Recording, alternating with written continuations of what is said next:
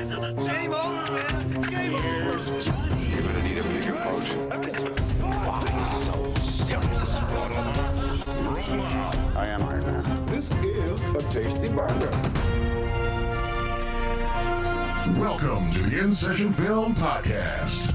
Welcome to this Chasing the Gold episode for January 18th, 2024. I am JD Duran, and I'm very excited for this episode.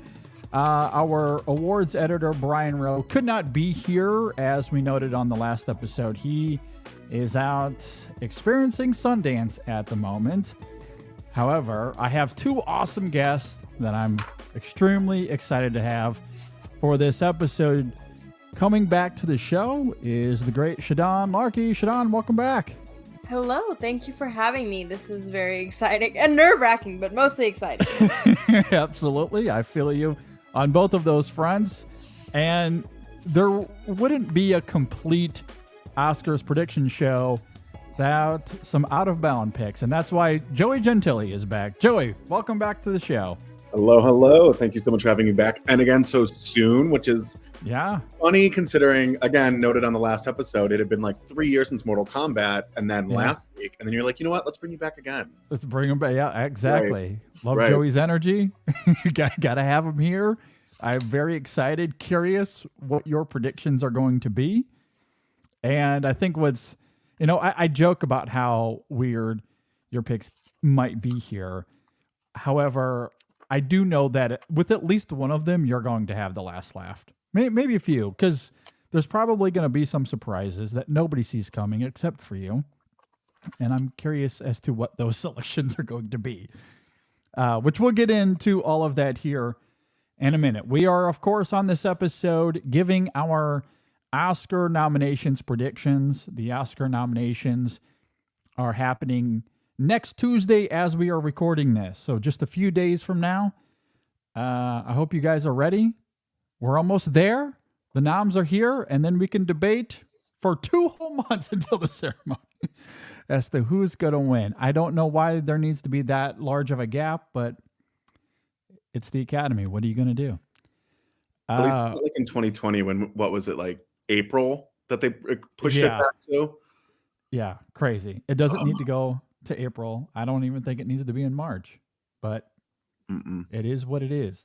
Here's the thing, though, and we can get into it. I feel like a lot of the winners seem semi-locked, so I feel like this nomination stage is actually more exciting, or for me, like more exciting than the actual winners. Like, because I feel like we might actually get some curveballs with these nominations where I feel like the winners seem predictable-ish. We know who's winning. So, you might as well give out some of them already. Exactly. Get that Downey Jr. engraved in there. Yeah, get Nolan's name for director. Just etch that in stone. Mm-hmm. That's a great point. And yeah, I'm excited to see what curveballs we may have on some of our list here. Let's go ahead and jump into it because we're going to talk about all of the categories except the shorts, and nothing against the shorts. The big thing with the shorts is I have not seen any of them, so I can't speak to them. And so we're going to talk about the main feature categories. So with that said, let's start with makeup and hairstyling.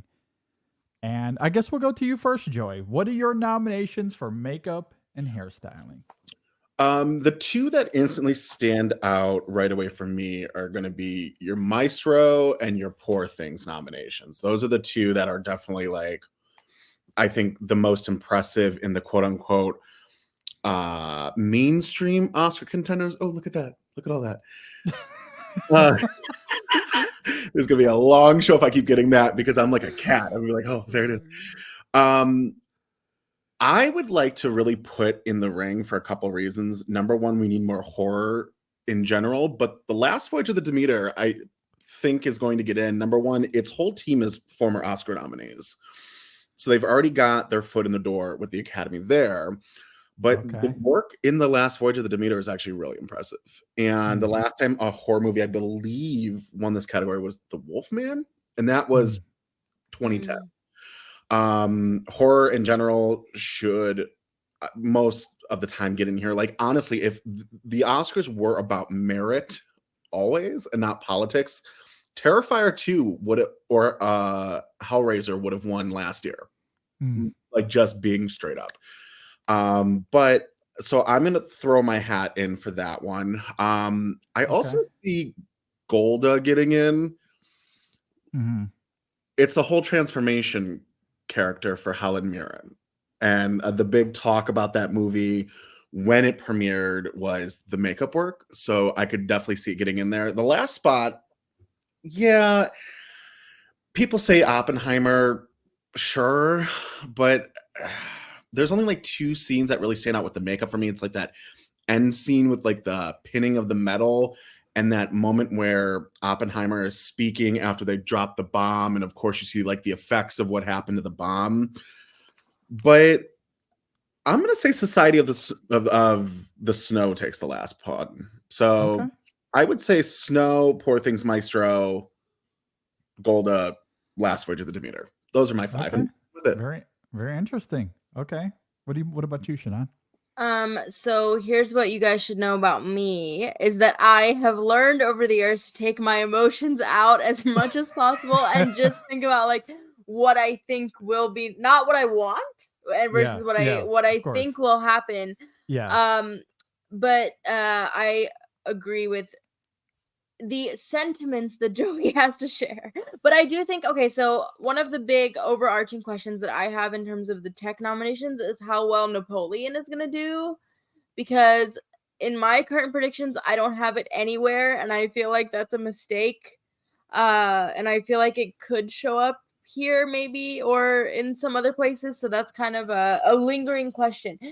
But I have Maestro, Poor Things, Oppenheimer, Killers of the Flower Moon, and then I think Society of the Snow is going to show up here. Okay. All right. Well, it sounds like I'm in the same boat as you guys. I do love what you're saying, Joey, about Voyage of the Demeter. It just for the sake of horror getting in for anything would be exciting. I don't have the same optimism as you, but it would be great. I have Maestro, Poor Things, Society of the Snow, Golda, and my last one is Oppenheimer simply because it's going to dominate the night. It's going to dominate many of these nominations, and I think it's just one of those like, yeah, let's just throw Oppenheimer into everything is how I feel what's going to happen. So I do think that'll get in there. But Napoleon, hell, I think even Ferrari would be a fun nomination here. I don't know if that'll happen, but I would like to see. No, I think Golda is a really smart pick because that's such a traditional, like what they go for. Yeah. Type nomination. Yeah. Okay. So those are our predictions for makeup and hairstyling. Yes. Do you guys have anything else to add to that? Move on to costuming. Joey, what do you have for costuming? Okay. So Barbie feels like that's in. I mean, Barbie is literally the whole idea of Barbie. If you're looking at the IP in general, it's all about what she's wearing, the fashion. I mean, hell, even Margot Robbie's whole stylist finally had something good to work with because she just has been the entire campaign on release of this movie, been just completely dominating the different Barbie looks. So Barbie is for sure in. I would love to see it. And it's going to be my out there nomination because I think it's worth it. So here's my crazy one is Priscilla.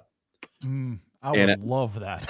Yeah. Agree. That's been one of my things of like, I don't understand why that movie has not just been more of a like player this season, but particularly for the costumes and the makeup, because it's like such a big part of her character development, which is the whole point of that category. Yeah, I agree. You'd think it would be in with like you just mentioned with Golda. Like it feels like it's in the same vein. Yeah. And arguably more effective. I think Priscilla's, I mean, in general, I like it a lot better than last year's Elvis, but the Oscars love a period piece, and this one, I'm not saying it's bright as in something like Barbie, but it's one of those movies that are bright with its costume in the sense of its costumes feel like a character. you feel like you're really there. And I think it's really good work. So I would love to see Priscilla in. So I am putting her in. I'm also putting Napoleon in. A war movie. Oscars love that. Let's absolutely put that in. So I'm going to throw that in. I'm going to put in The Color Purple, but I don't know at this point when it comes to The Color Purple, outside of just a few nominations above the belt. But I'm going to go with it. And Poor Things, I'm going to round out at 5. So Barbie, Poor Things, Color Purple, Napoleon, Priscilla. Okay. Shadan, what do you got? JD, go first. Okay. Fair enough. All that. right. So I agree with you. Barbie, I think, is a lock here. I also have Poor Things, Killers of the Flower Moon. I'm also going Napoleon here.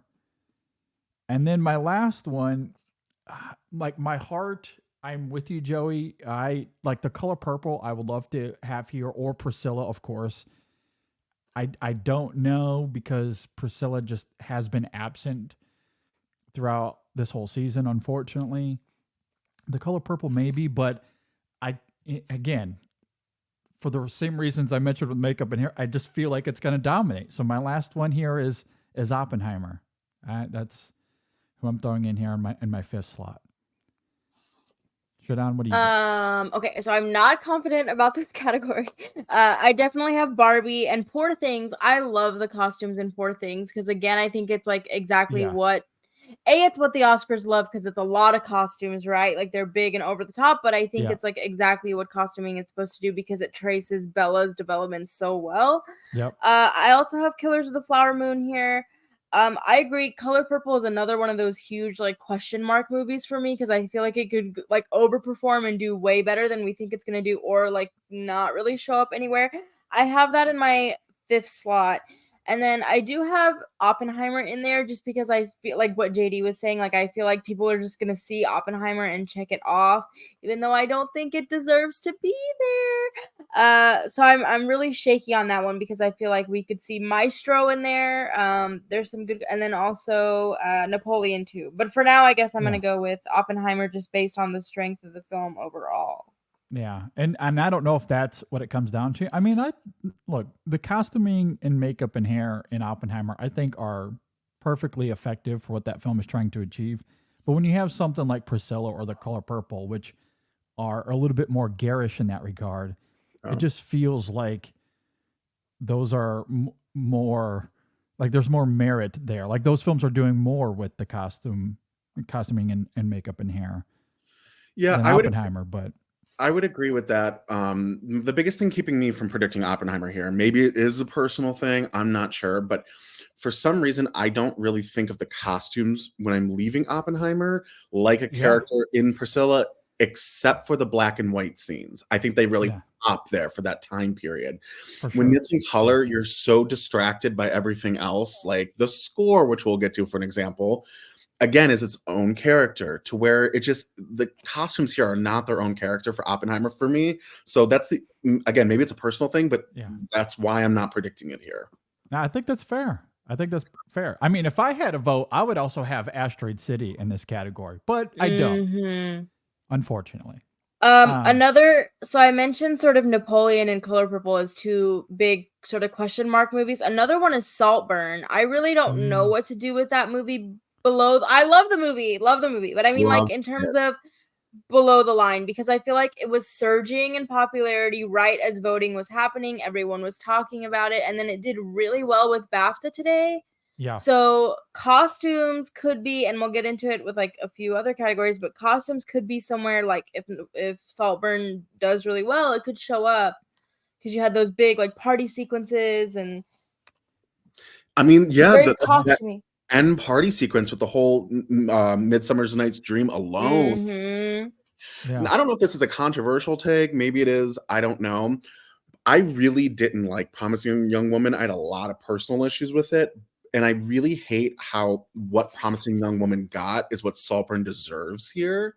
And we're not seeing that this year. And it makes me really sad. But do you think that's just the way that critics groups are responding to it? And is there a disparity with the Academy, which, again, as we've noted you know, it's not always apples to apples. Right. I don't know.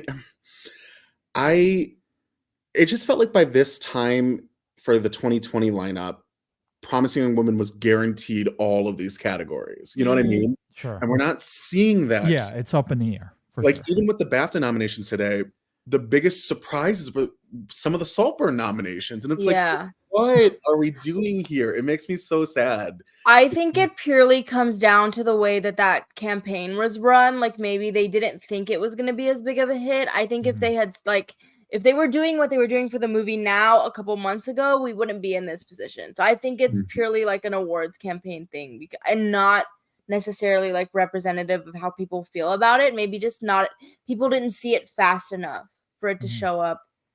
Which again begs the question of like if they were catching up with it as voting was happening, maybe it'll have enough passion for them to put it in places. Yeah. Yeah, I mean, it's also been like the film overall has been a little polarizing, similar to something like May December. So maybe that's what's holding it back. But there are craft elements of it that are undeniable, regardless of where you stand on it. I mean, I don't love the film like you guys do. I will not deny the craft. The cinematography is astounding. The costuming, the set design of it all. Like, yeah, it looks gorgeous, regardless of what you think of the movie. So I agree. Like those elements should be considered at the very least. But and who knows? Maybe the Academy will surprise as well, like we saw with BAFTAs today. Yeah. Okay, you guys ready to move on? What do we have next? All right, next is production design. What do you got, Joey? Well, obviously Poor Things isn't on that. There's no denying that. Again, it goes to one of those things where, and my notes are here, so this is why I keep going over.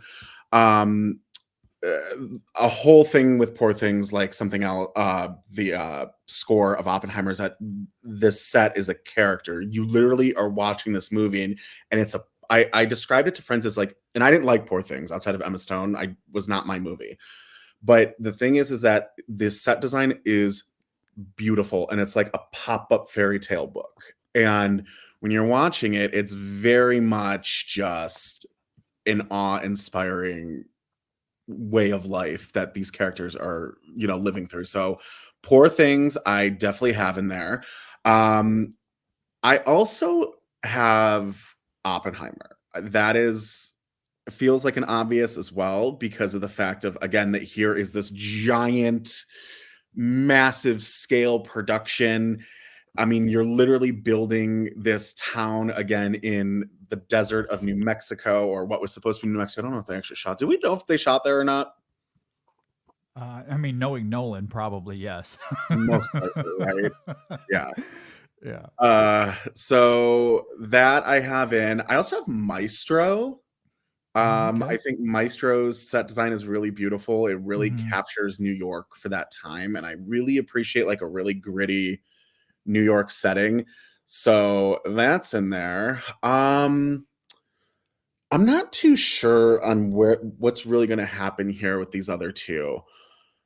I want to say Asteroid City. I think it's really impressive. I would definitely pop that in, but these last two, I'm just not too sure of. So I feel like I just have to like throw, you know, something at the wall.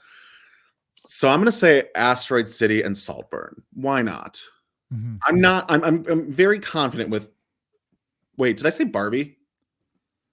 No. No, I don't think you did. Barbie. They have one slot. I You was have a wondering mystery if you were going to slot. circle back to it. Okay, there we go. So Barbie, Poor Things, Oppenheimer, Asteroid City.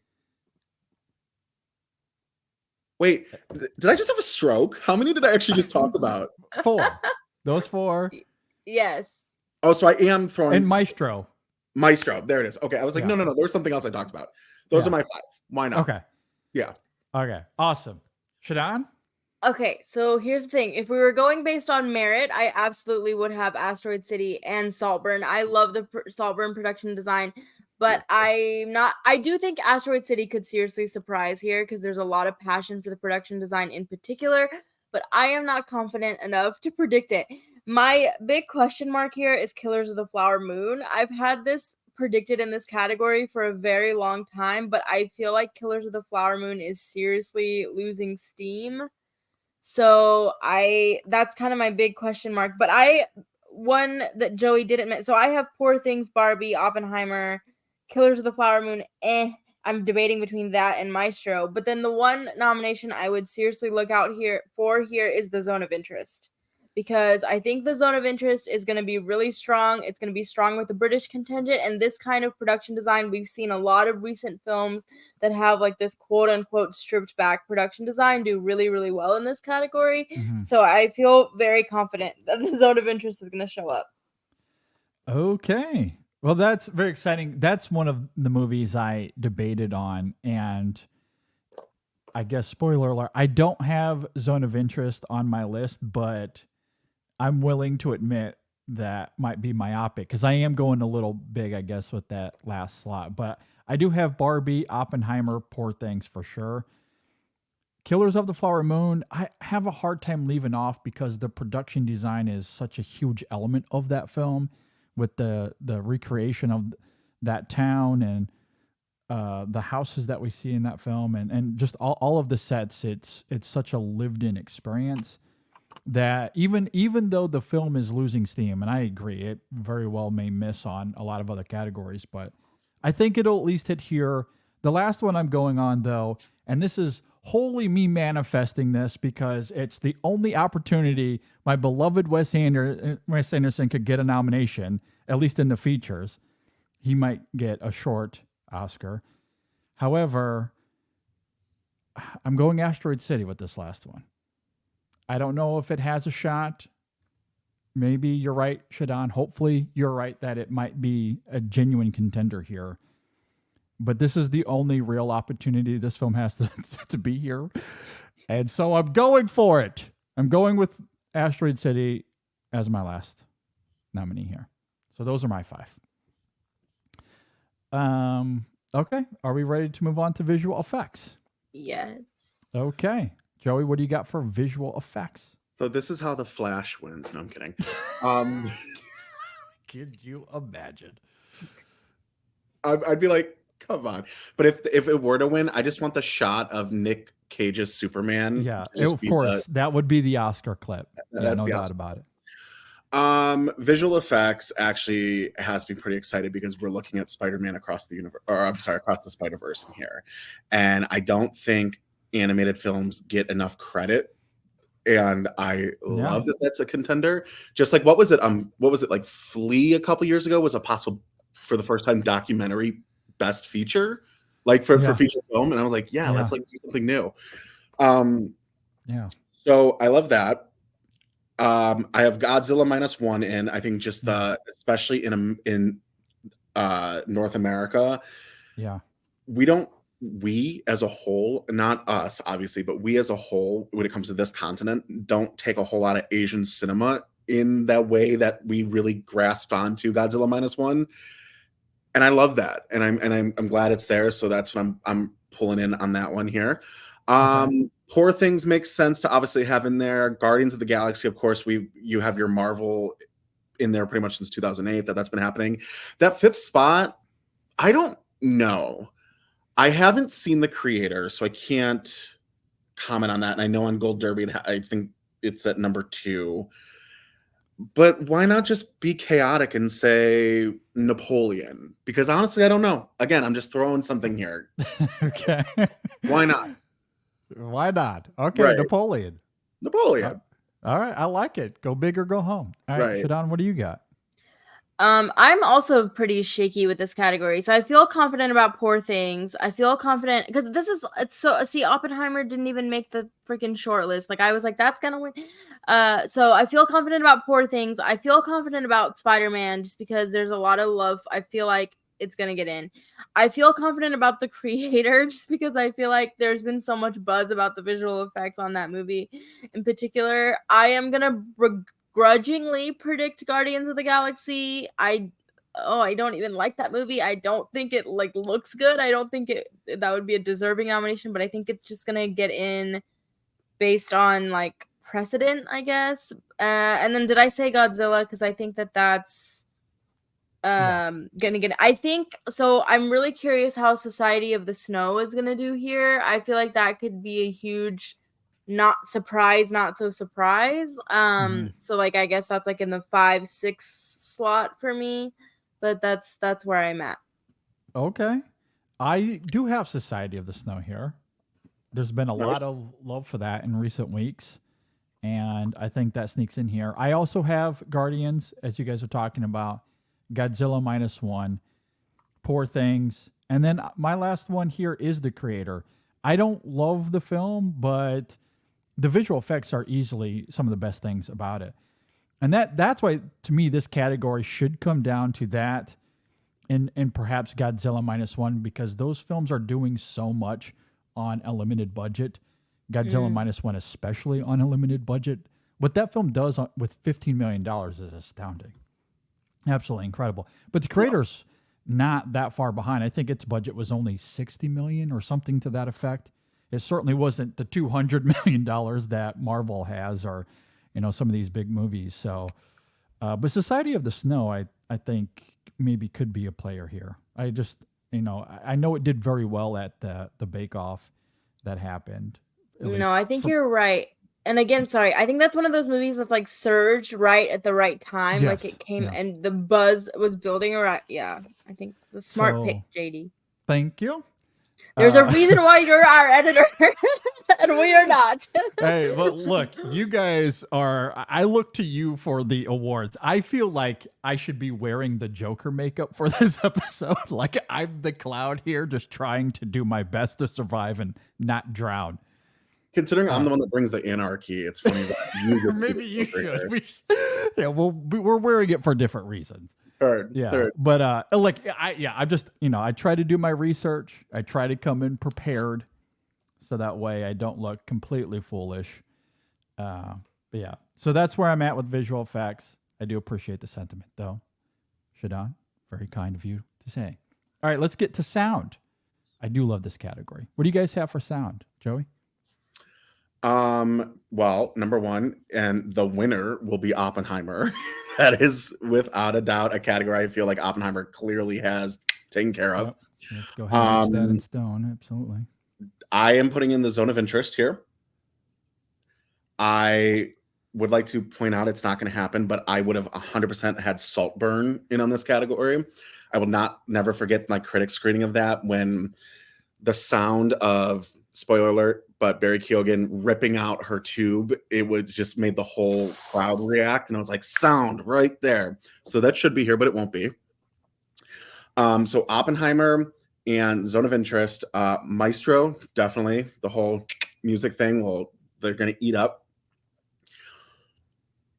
Killers of the Flower Moon feels also obvious. As I hate to admit that really deserves anything outside of Robert De Niro, I'm going to put it in there as well. Okay. Yeah. 1, 2, 3, 4. Was that 4? That was 4. There's 4. And then Oppenheimer Ferrari and makes sense. Ferrari. Okay. Yeah, Yeah. there we go. Okay. Shadan, what do you got? So I have Oppenheimer, Maestro, Ferrari, The Zone of Interest, and Killers of the Flower Moon.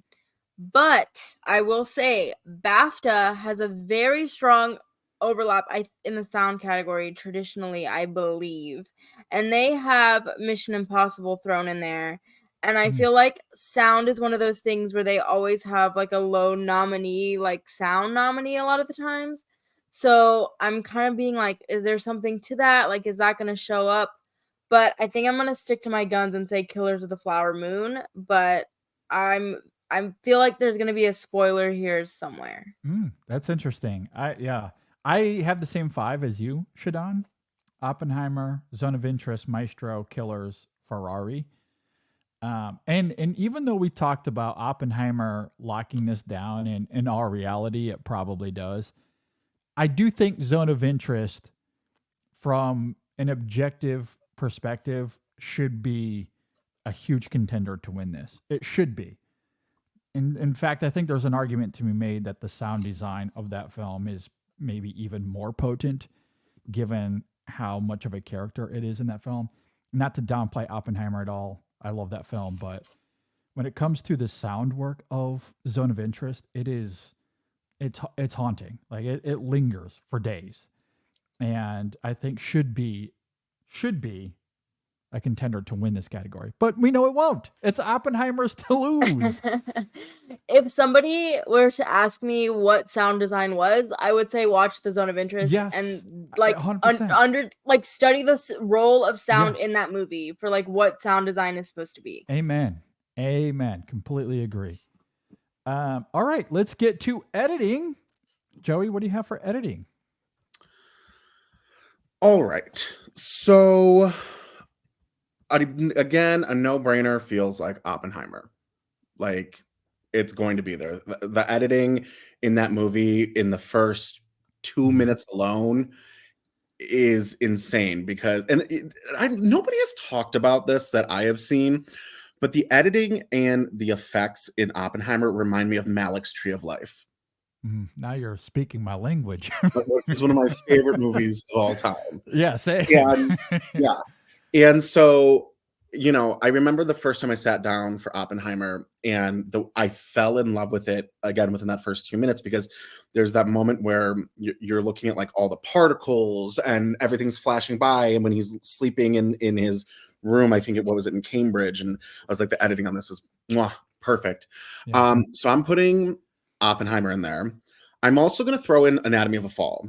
That feels really smart to have in here because Anatomy is really picking up steam. And it was mentioned earlier, yes, BAFTA has a huge crossover in general when it comes to the Academy. It's the closest thing that we have to figure out really where things are going. So I think Anatomy is going to have actually a really big day come Oscars, and we'll talk about that more as we go up. So I'm saying Oppenheimer, Anatomy, Killers of the Flower Moon, Poor Things. And again, there's a fifth spot that I'm just like, yeah, we could do Barbie, we could do The Holdovers, but maybe Zone of Interest also surprises us here. Okay. So that's what I'm going to stick with. Yeah. Okay. Interesting. All right, Shadan, what do you got? I think everything Joey said is very smart. And now I'm like, oh, I would love if Anatomy of a Fall showed up here. So Yes. I have Oppenheimer, Killers of the Flower Moon, and Poor Things as like the three that I think are, I would say, locks. I've had Maestro in here for the longest time, which you could argue is a shaky pick, but I just think it's really well edited, and I'm just gonna stick with it. And in terms of the fifth slot, which I had, so a lot of people are predicting The Holdovers, which I think if you look at editing traditionally as like a strong bellwether for films that are strong in terms of picture, maybe I'm gonna say Barbie, with like The Holdovers potentially being The Holdovers and Anatomy of a Fall being, I guess, like the wouldn't surprise me spoilers in this category. Okay. All right. So the nominees I have is Oppenheimer, which when we did the In Session Film Awards, Jay opened the show by saying that the editing in Oppenheimer is the achievement of the year. And I don't necessarily disagree with him. I truly, the editing in Oppenheimer is otherworldly. It is phenomenal. That's where Nolan really thrives in this film, from a direction perspective. And of course, the way he plays with time, he loves to play with time. It's his favorite. Find someone to love you the way Nolan loves time. And that is effective because of the editing, of course. So that's going to win here, and it's very, very deserved. As far as my other nominees, though, Killers of the Flower Moon, I do have The Holdovers here, and maybe it's to what you're speaking to, Shadan, and how editing is sometimes a little bit of a foreshadowing to director and picture. And so I'm having that here. And for the same reasons, I have Anatomy of a Fall.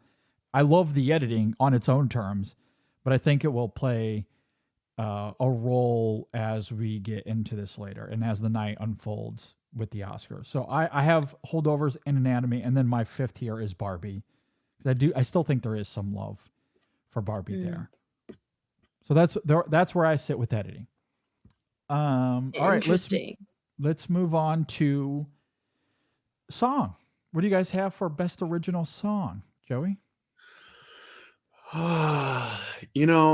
It really irks me going into song that we're about to have Pugsley and Wednesday winning their second Oscar, thinking back to when Beyonce should have won for King Richard a couple years ago.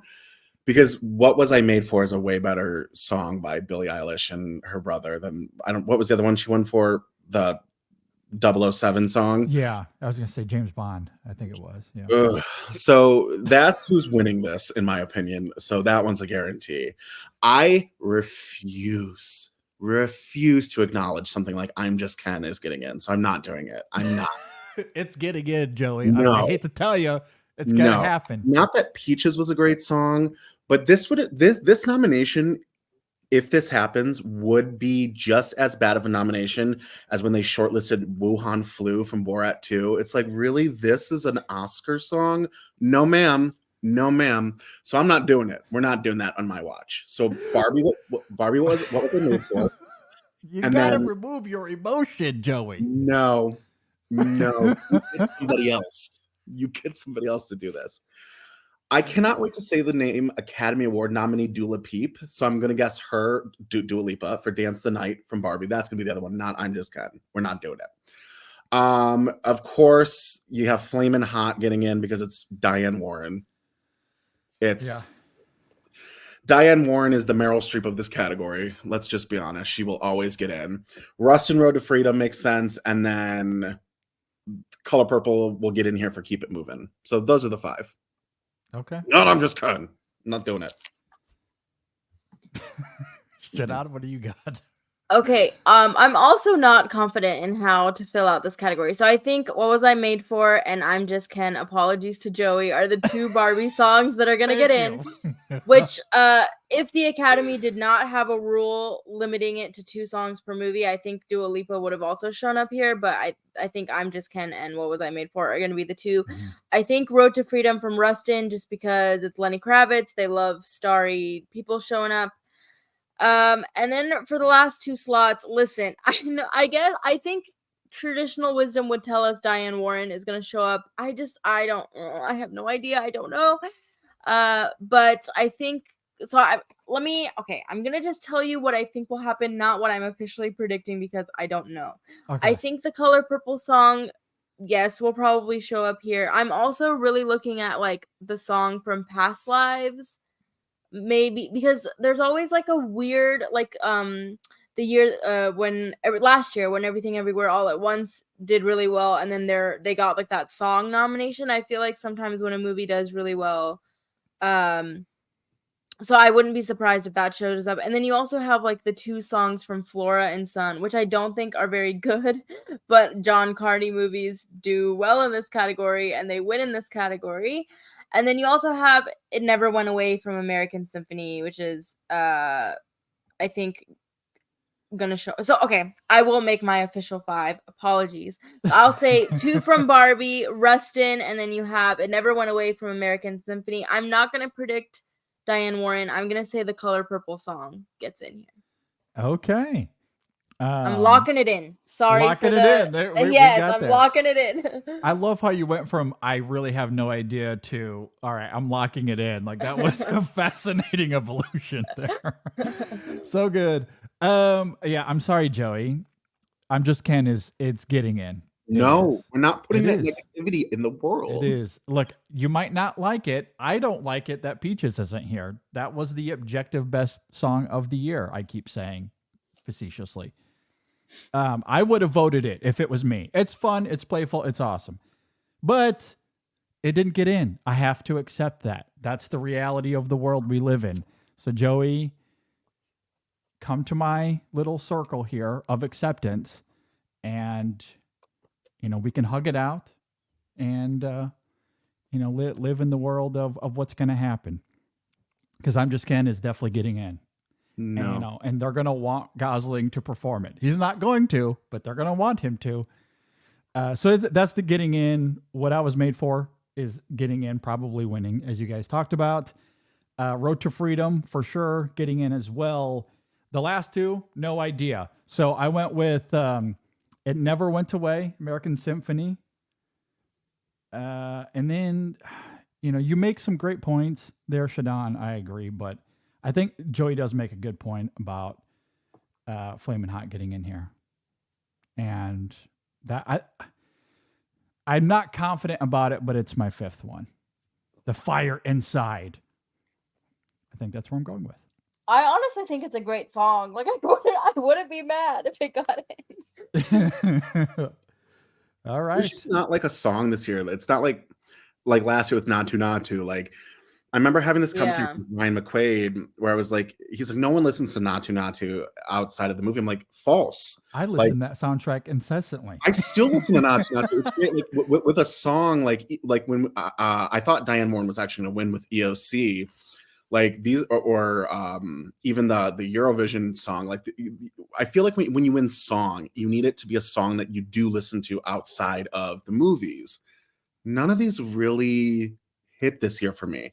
Yeah, you can make the argument for the Billie Eilish song, but is that because of TikTok or is it because of people actually listen to it?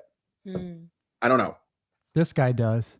This guy listens to him. But look, I'm a nerd that way. Like when it comes to like film music, songs, scores, especially, like that's almost exclusively what I listen to these days. So I'm perhaps an outlier there, but yeah, I love that. I'll eat that stuff up. Not To was on my Spotify Wrapped, as was I'm Just Ken. I have that stupid song stuck in my head so bad. It will not go away. I'm going to be singing it after this too. I love it. Not to. I listen. My favorite song actually from that film is Dosti. I probably listened to that about 700 times last year. It's so good. God, RRR is so good. That whole movie. Yeah, it's wow. Oh, amazing. Okay, speaking of score, my favorite category, best original score. What do you guys have? Well, actually, if I may, I want to hear yours first because this is your category, my dude. Is that okay? Category. Yeah, of course. All right, so I talked about how Oppenheimer is going to be nominated and win editing as it should. If there was like another achievement of the year, if I'm stealing Jay's words, it is the score to Oppenheimer. It is an unbelievable piece of music. So that will win this category. I very much look forward to it winning this category. So that's a nominee for me. I also have Pemberton for Spider-Verse. I have Poor Things. I have Killers of the Flower Moon, which is an interesting, like for some reason, because I when I watched the movie, and I might be a little different from others listening. Like I really loved Killers of the Flower Moon, and I was really caught up in the Scorsese of it all because this legacy era of Scorsese, I am enamored by. I absolutely love it. And to watch him deconstruct his own crime drama formula as he does in that film, especially tonally, I was blown away by. So when it came to the score, I honestly didn't really think too much about it coming out of the movie. And then, as I noted, I listen to film scores all the time.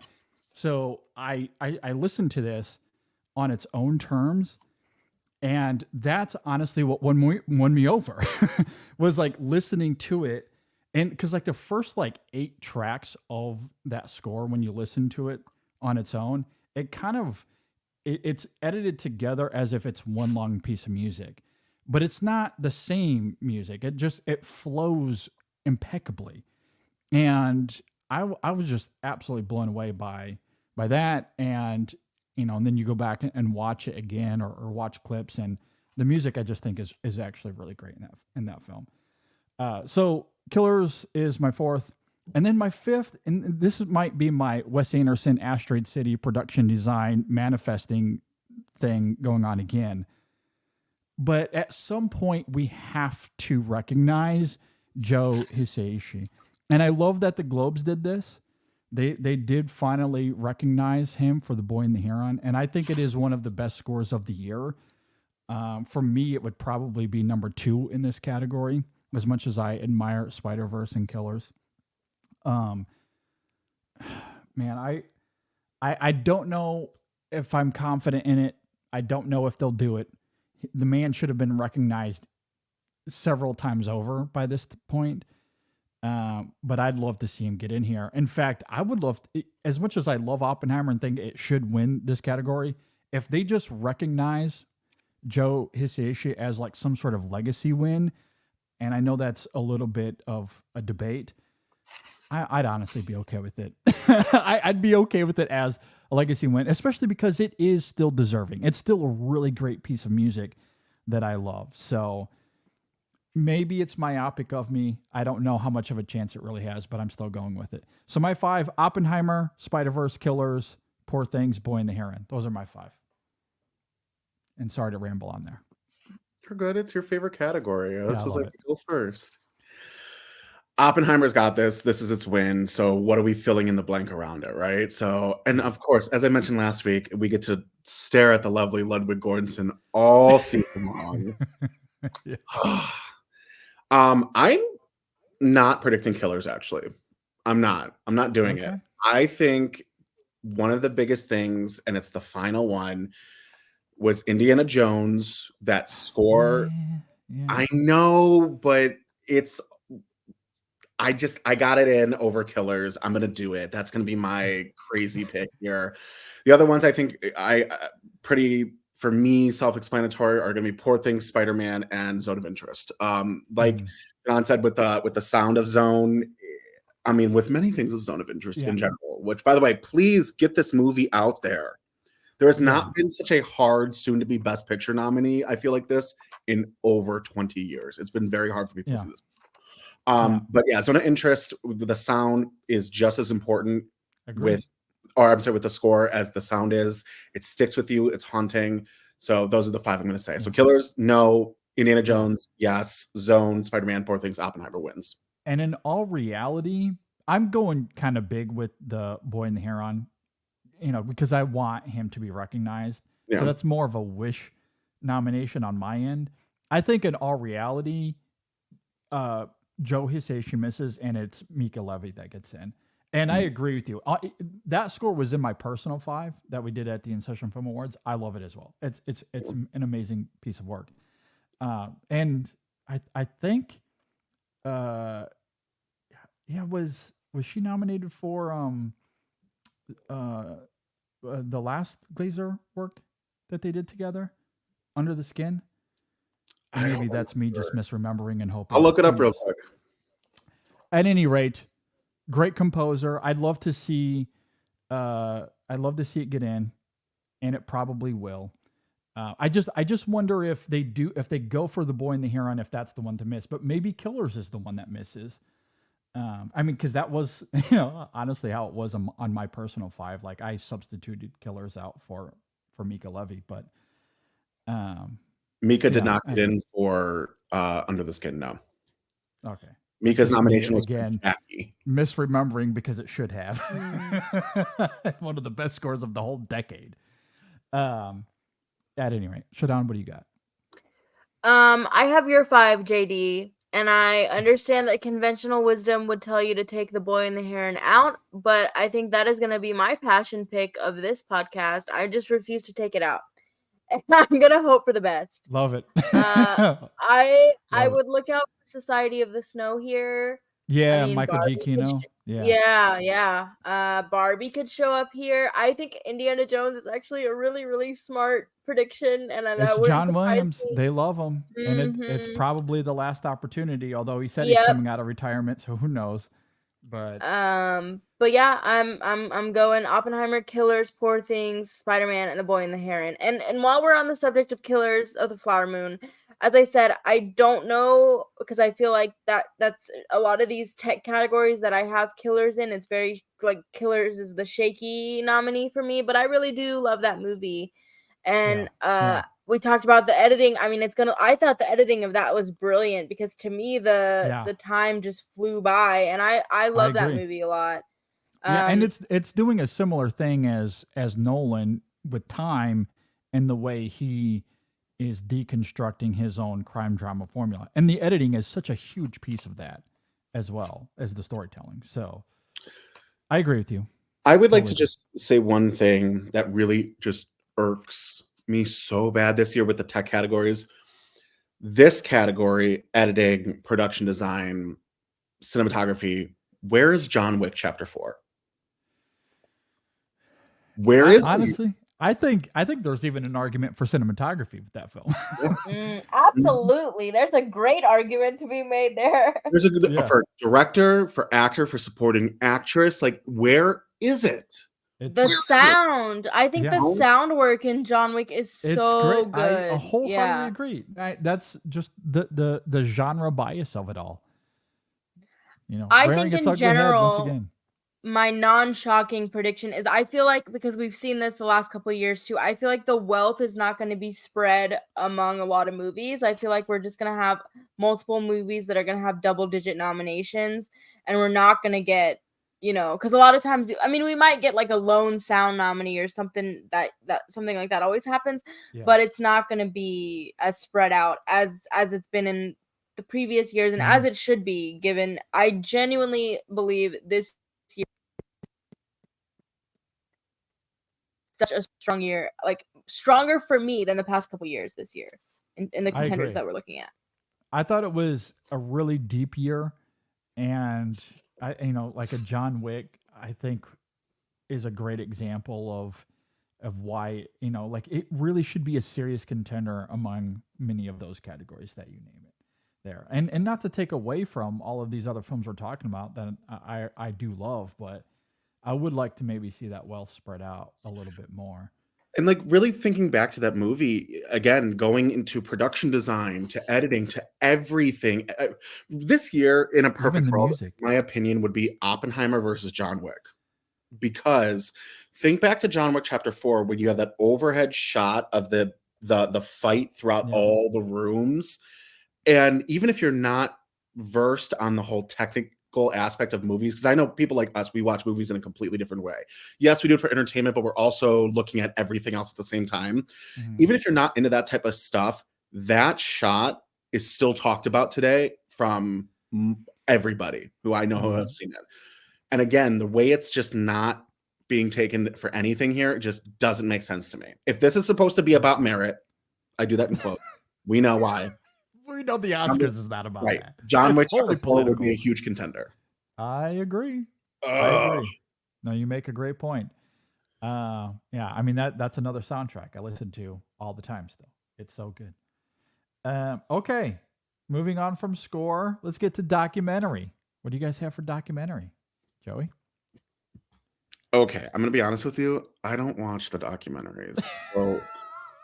Do you want me to go first again? No, you're good. I'm going to just be as random as possible. I think the last time I watched a documentary was the Escape from a couple years ago. It was like the one with all the gays in Russia.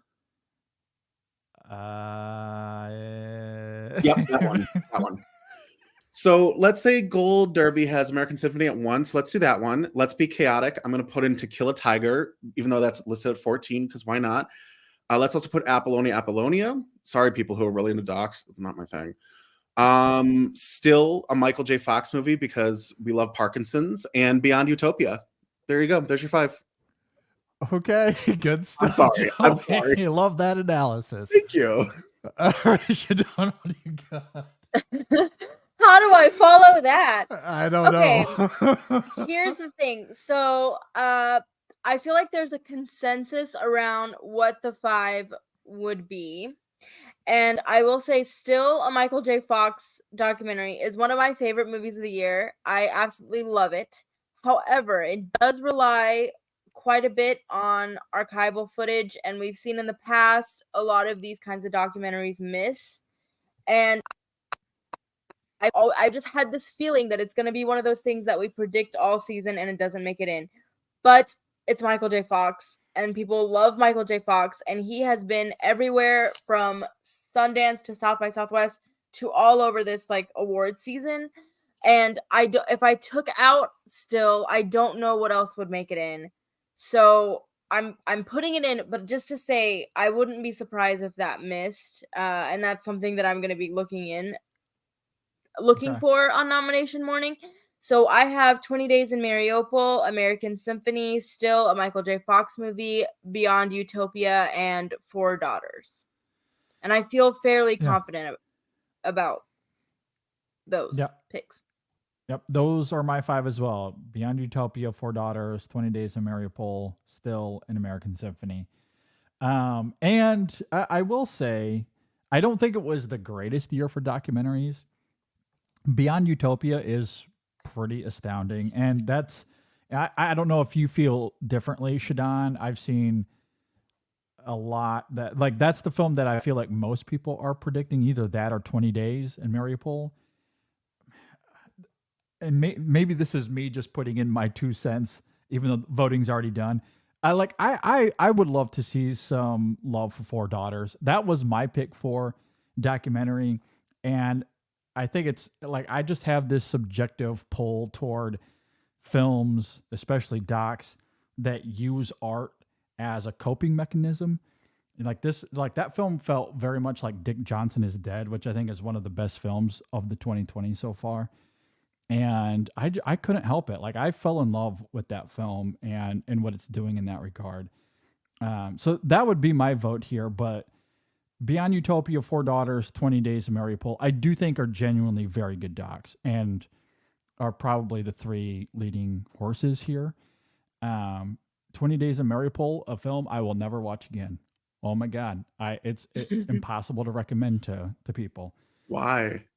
It's, have you A seen lot, Have you yeah. seen Grave of the Fireflies? Mm-mm.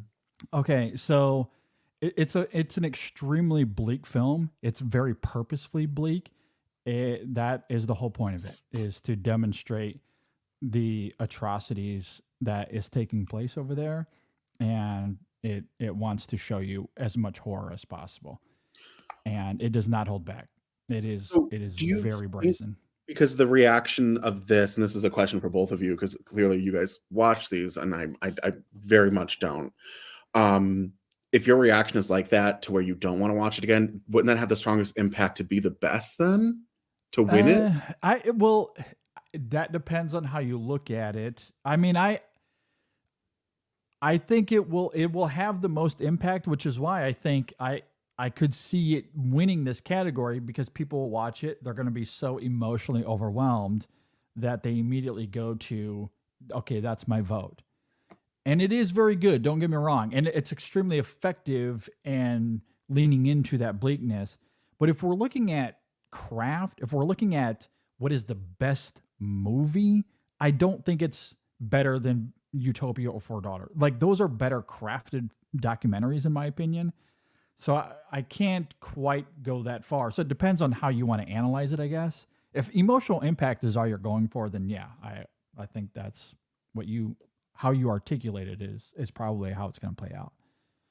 But Well said, JD. I think 20 Days is gonna win because it also feels a little bit more like timely, it's quote unquote, timely. Yeah. than the other films, which I think the documentary branch like really looks at. If we were going like personal taste best, I think Concrete Utopia is the best on the list, personally for me. And I highly recommend that everyone check it out. But yes, I echo your sentiments. All right. Good stuff. All right, let's get to animated. Love this category as well. What do you got, Joey, for best animated movie? Number 1 is The Boy and the Heron. Absolutely feel like that's getting in. I not only feel like that's getting in, but that's going to win this. Wow. Before I get to anything else, can I just say it really makes me sad at the cold response to the whole reason why this category was created, and that is the sequel to Chicken Run. Because of the first Chicken Run is why we have the animated feature, and it's like, come on, like let's. Which, by the way, Chicken Run would have been an amazing Best Picture winner. I'm just saying, it won the Golden Globe after all. But I do think The Boy and the Heron is getting in. I think it's winning. I think that's where it's at. The Miyazaki love is there. It's the big last movie for him. Boom. But Spider-Man, if that's the case, wouldn't score be an element of that then? Because that's. but is that honoring Miyazaki or is it honoring? But they come together. They're a package deal. Miyazaki. I don't make the rules. Listen. If I gotta accept that, or if I have to accept that, I'm just Ken is getting in here. JT. Look, I'm leaning into the reality that it's unlikely for sure, but I'm just trying to make sense of it because, to your point, and I don't think you make a good point. Yeah, I mean it's Miyazaki. Maybe this is it for him. Who knows? Mm-hmm. But those two have exclusively worked together for like 30 years, 40 years. Like they come together. And not if you're gonna nominate Miyazaki, you gotta nominate Joe Hisaishi. I'm just saying. I get it. I'm gonna say something controversial. I don't think you can make an argument for the money that Barbie made to get in and ignore the Super Mario Brothers movie because Fair. it made so much money. I'm putting it in. I think It did it's cross $1 billion, didn't it? It was the first of the year to do it. yeah. Okay. So I've got The Boy and the Heron winning. I've got the Mario Brothers movie. I really hate to give a spot to Spider-Man because it's the animation style is, while brilliant, is not different from what they've already done with this before. I'd rather see it go to Teenage Mutant Ninja Turtles. I think that's way better animation here. But I'm gonna put Spider-Man in there. I'm gonna put in Elemental because it's Pixar. And one, 2, 3, 4. Suzumi takes the 5th spot. As much as I want to say Teenage Mutant and it deserves it over Spider-Man, I think Suzumi takes it. Okay. All right. Yeah. Very interesting. What do you got, Shadan? I love Suzumi, and I want to predict it so bad. It's so good. I'm glad you said that because I want people to watch it, but I don't think it's gonna get in. Hold on, I'm having technical difficulties. I think Spider-Man is going to repeat win in this category. Even though I think The Boy and the Heron deserves to win, I think it's gonna be Spider-Man. I do think Super Mario Brothers is going to get in. And then I'm struggling because tradition would tell us that Disney is going to show up here somewhere. So I go, well, Wish is going to get in. But Netflix has campaigned Nimona pretty darn hard. And is it Nimona? Is that how you? I don't even know if that's how you. Yeah, I think that's but how you it's say it, yeah, it's gorgeous and it deserves to be in here over Wish. But I don't know if the Academy is just going to default to Disney on this or not. So I don't know. Okay. Well, I'm kind of there with you, Shadan. I do think they will default to Disney, but in the form of Pixar. So, like, I have Elemental here just because I cannot envision. I refuse to do it until it happens. And look, it might. Because I believe this happened at the Globes. But until it happens with the Academy, I refuse to believe they're going to leave out Disney altogether. And I don't think Wish will be here, but I do think Elemental gets in. I know that film wasn't received all that well, certainly not a whole lot better than Wish. I'm a little higher on it than most seem to be. I do like Elemental on the whole. So I'm going to keep it here. I have to keep one of the two.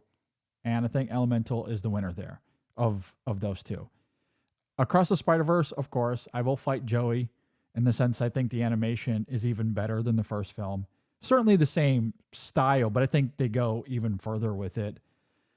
And it's incredible. Boy and the Heron, of course. I would love to see Miyazaki win, but I agree with Shadan. I think this is the Spider-Verse's award to lose. And then, so those are my first three. I'm also going Teenage Mutant Ninja Turtles, Mutant Mayhem. Although it feels like the love for that film this award season has been hit or miss. I'm still going to go with it though, because it's such a unique film and a unique design that I really loved. So I'm going to go with it. And then my fifth one here is a little bit of that Joe Hisaishi Asteroid City wishful thinking. I fell in love with Robot Dreams. I love that film.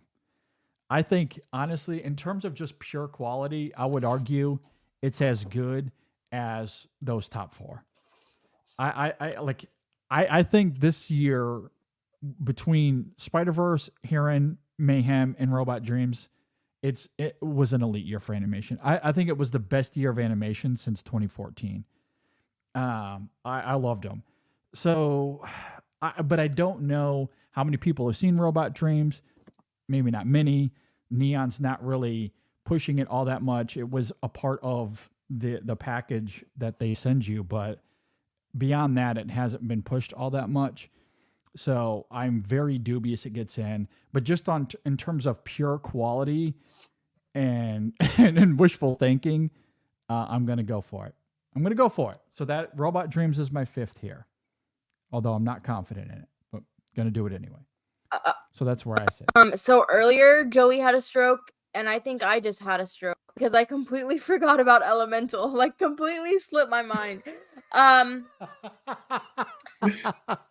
Strokes So I for still days, think everybody. I'm not sure if it gets in, but I'm gonna throw that in there because it made a ton more money than anyone was expecting, Yeah. and I feel like it's still top of mind for a lot of people. So I'm gonna say Elemental gets in. So I'll say Spider-Man, Heron, Super Mario, which oh lord, and then I'll say Elemental, and I'll say Nimona for my fifth, just because I think it's gorgeous.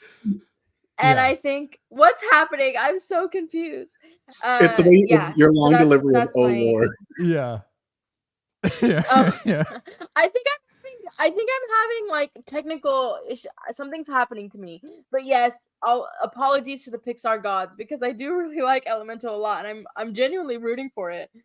Yeah, no, that's perfectly fair, understandable, and I think you guys make great points about Super Mario Brothers. That probably gets in over Robot Dreams or Mutant Mayhem, one of those two. It's most likely here. I'm just so drawn into the artistic quality of those films. So, but maybe myopically so, because to Joey's point earlier, like they don't really do this on merit; they do this on politics and a bunch of other stuff. So it is what it is. All right, that's where we stand on animated. Let's get to best international. Joey, what do you got for international? So the clear-cut winner for me and guarantee nomination is The Zone of Interest here. That for sure is getting in. Society of the Snow, if I think anything has a chance to quote unquote upset Zone of Interest, that's going to be a winner there. Especially now, it seems on social media, Society of the Snow is really finding its niche and its viewership, which I think is great. I think Fallen Leaves gets in, but part of me, if I'm being 100% honest, I don't see a world where you can watch Fallen Leaves and not nominate Alma Poisty for actress. I just don't, and because of that, I feel like it's a hand-in-hand package. But I don't think she's gonna get in. I would just spoiler alert, I guess. But I'm gonna say Fallen Leaves gets in. Taste of Things makes sense, but I think the out there nomination is actually going to be Totem. Okay. I think it's just going to be a nice little surprise that the voters take to, and I'd love to see that chaos. I would. Okay, fair enough. I would. All right, Shadan, what do you have? This is a category that I feel pretty confident-ish about. I have the Zone of Interest, which I think is our clear winner here. I'm not reading them in any order, but I have the Teacher's Lounge, Society of the Snow, The Taste of Things, and Fallen Leaves. Okay, good stuff. So I'm mostly with you guys. Zone of Interest for sure. That's going to win this. I have Society of the Snow as well. I have Fallen Leaves. What else do I have here? I have. Let's see. I'm going back and forth on this fifth one. Let me backtrack because I'm thinking and talking at the same time. All right. So Zone of Interest, yes.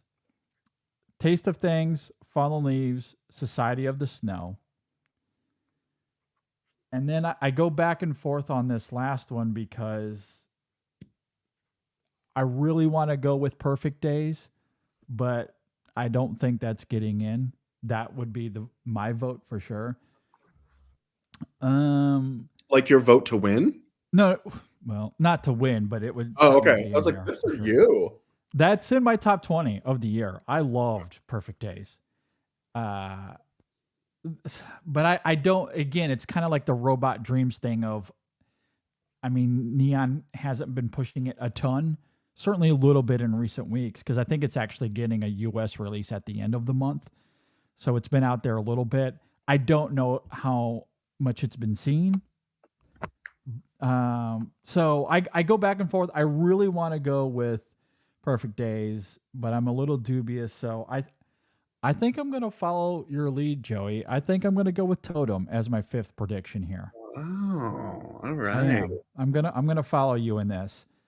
Now, Absolutely. if Perfect Days does get in, I'm gonna come after you. No, I'm just kidding. I'm gonna really regret it, but I really don't think so. I think you make a good point. I'm gonna follow you with Totem. So that'll be my 5th here. Thank you. So, all right, that's where we stand on international. Yes. Let's get to the screenplay categories. Let's start with adapted screenplay. Joey, what do you have for adapted screenplay? Well, I would start this category with saying the Academy did the correct thing and put Barbie in adapted. I think you differ from that, so I would love to hear your thoughts on that. But this is an existing IP. It's based on an already known property. Therefore, it, by definition, isn't adapted. So I would put it there. And I think but can I push What's up? back against that a little bit since we're talking about it? Yes.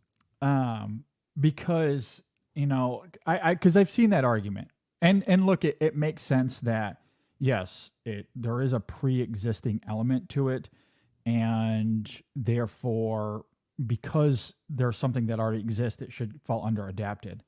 However, where I have an issue with that argument is the hypocrisy of the Academy, because why does that not apply to Air? Where that screenplay is based off a pre-existing shoe that exists. That story happened. Like why does it apply to one film and not the other? Like, to me, that doesn't make any sense at all.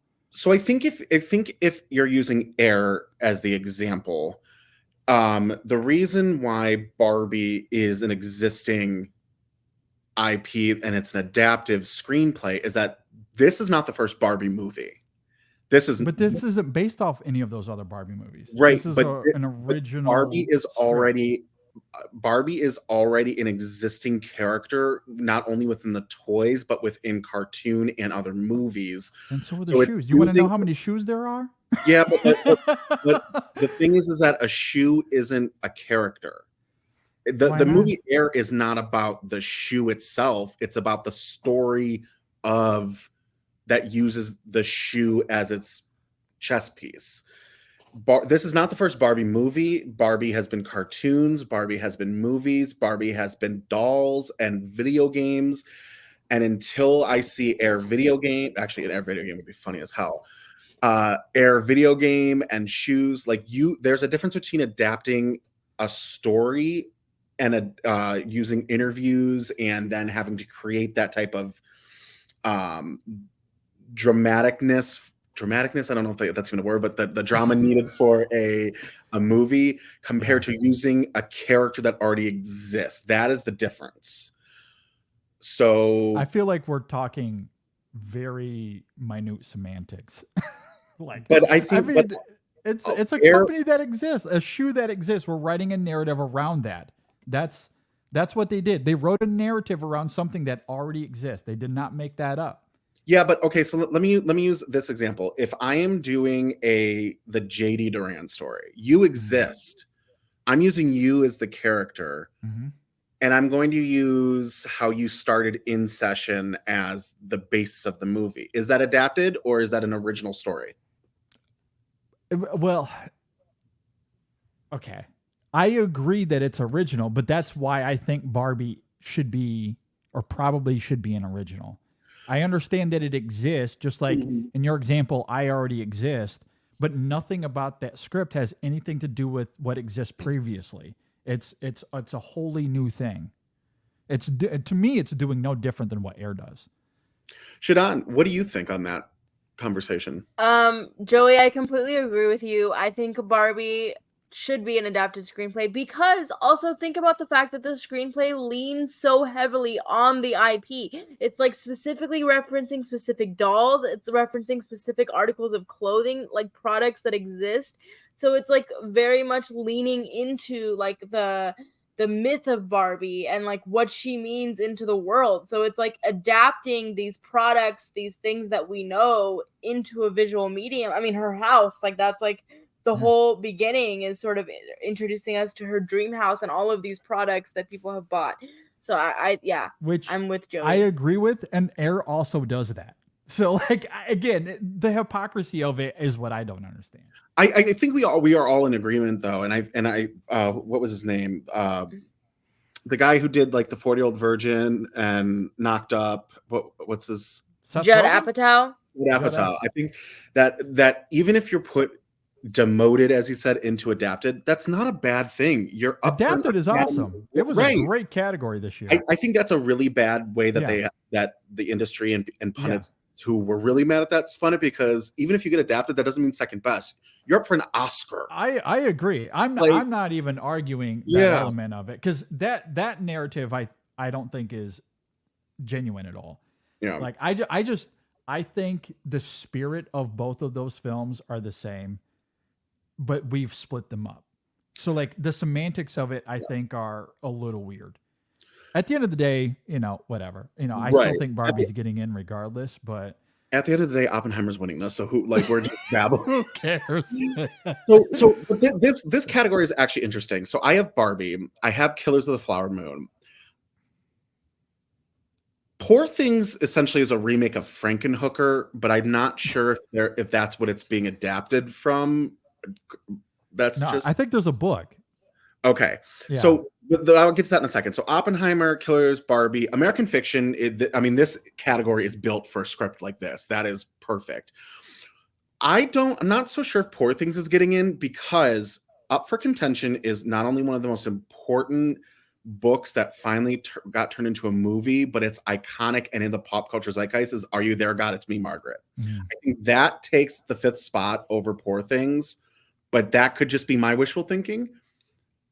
So I'm going to say I'm predicting it over Poor Things. So Margaret, Barbie, Killers, Fiction, Oppie. Okay. Shadan, what do you got? Okay, I have a lot to say. I will try to be as succinct as possible. This is one of those categories where I'm like fighting with my head versus my heart. And for my controversial opinion of the evening, I think the script is Oppenheimer's weak link. And I personally wouldn't even nominate it, let alone give it the win. But here we are. And we also have All of Us Strangers in here, which is stunning and absolutely deserves to be here. So a big question is, does the British contingent or whatever love for that movie push it into contention here? The same could be said for The Zone of Interest. To Joey's point, I think Are You There, God? It's Me, Margaret is one of the best movies of the year. I think it should be in all major categories. I think it should be winning supporting actress this year. The fact that that is not a stronger contender breaks my heart. And then did I say The Zone of Interest? Okay, and then another big question that I have, which I will get into later, is Origin, which has campaigned as an original screenplay. I don't agree with that. I think it got in at the Scripter Awards under Adapted, if I believe. So does that, which, okay, I need to talk about this. I love Origin. I'm obsessed. I think it is one of the most strikingly beautiful movies I have seen this year. I have seen ever. I think it is groundbreaking.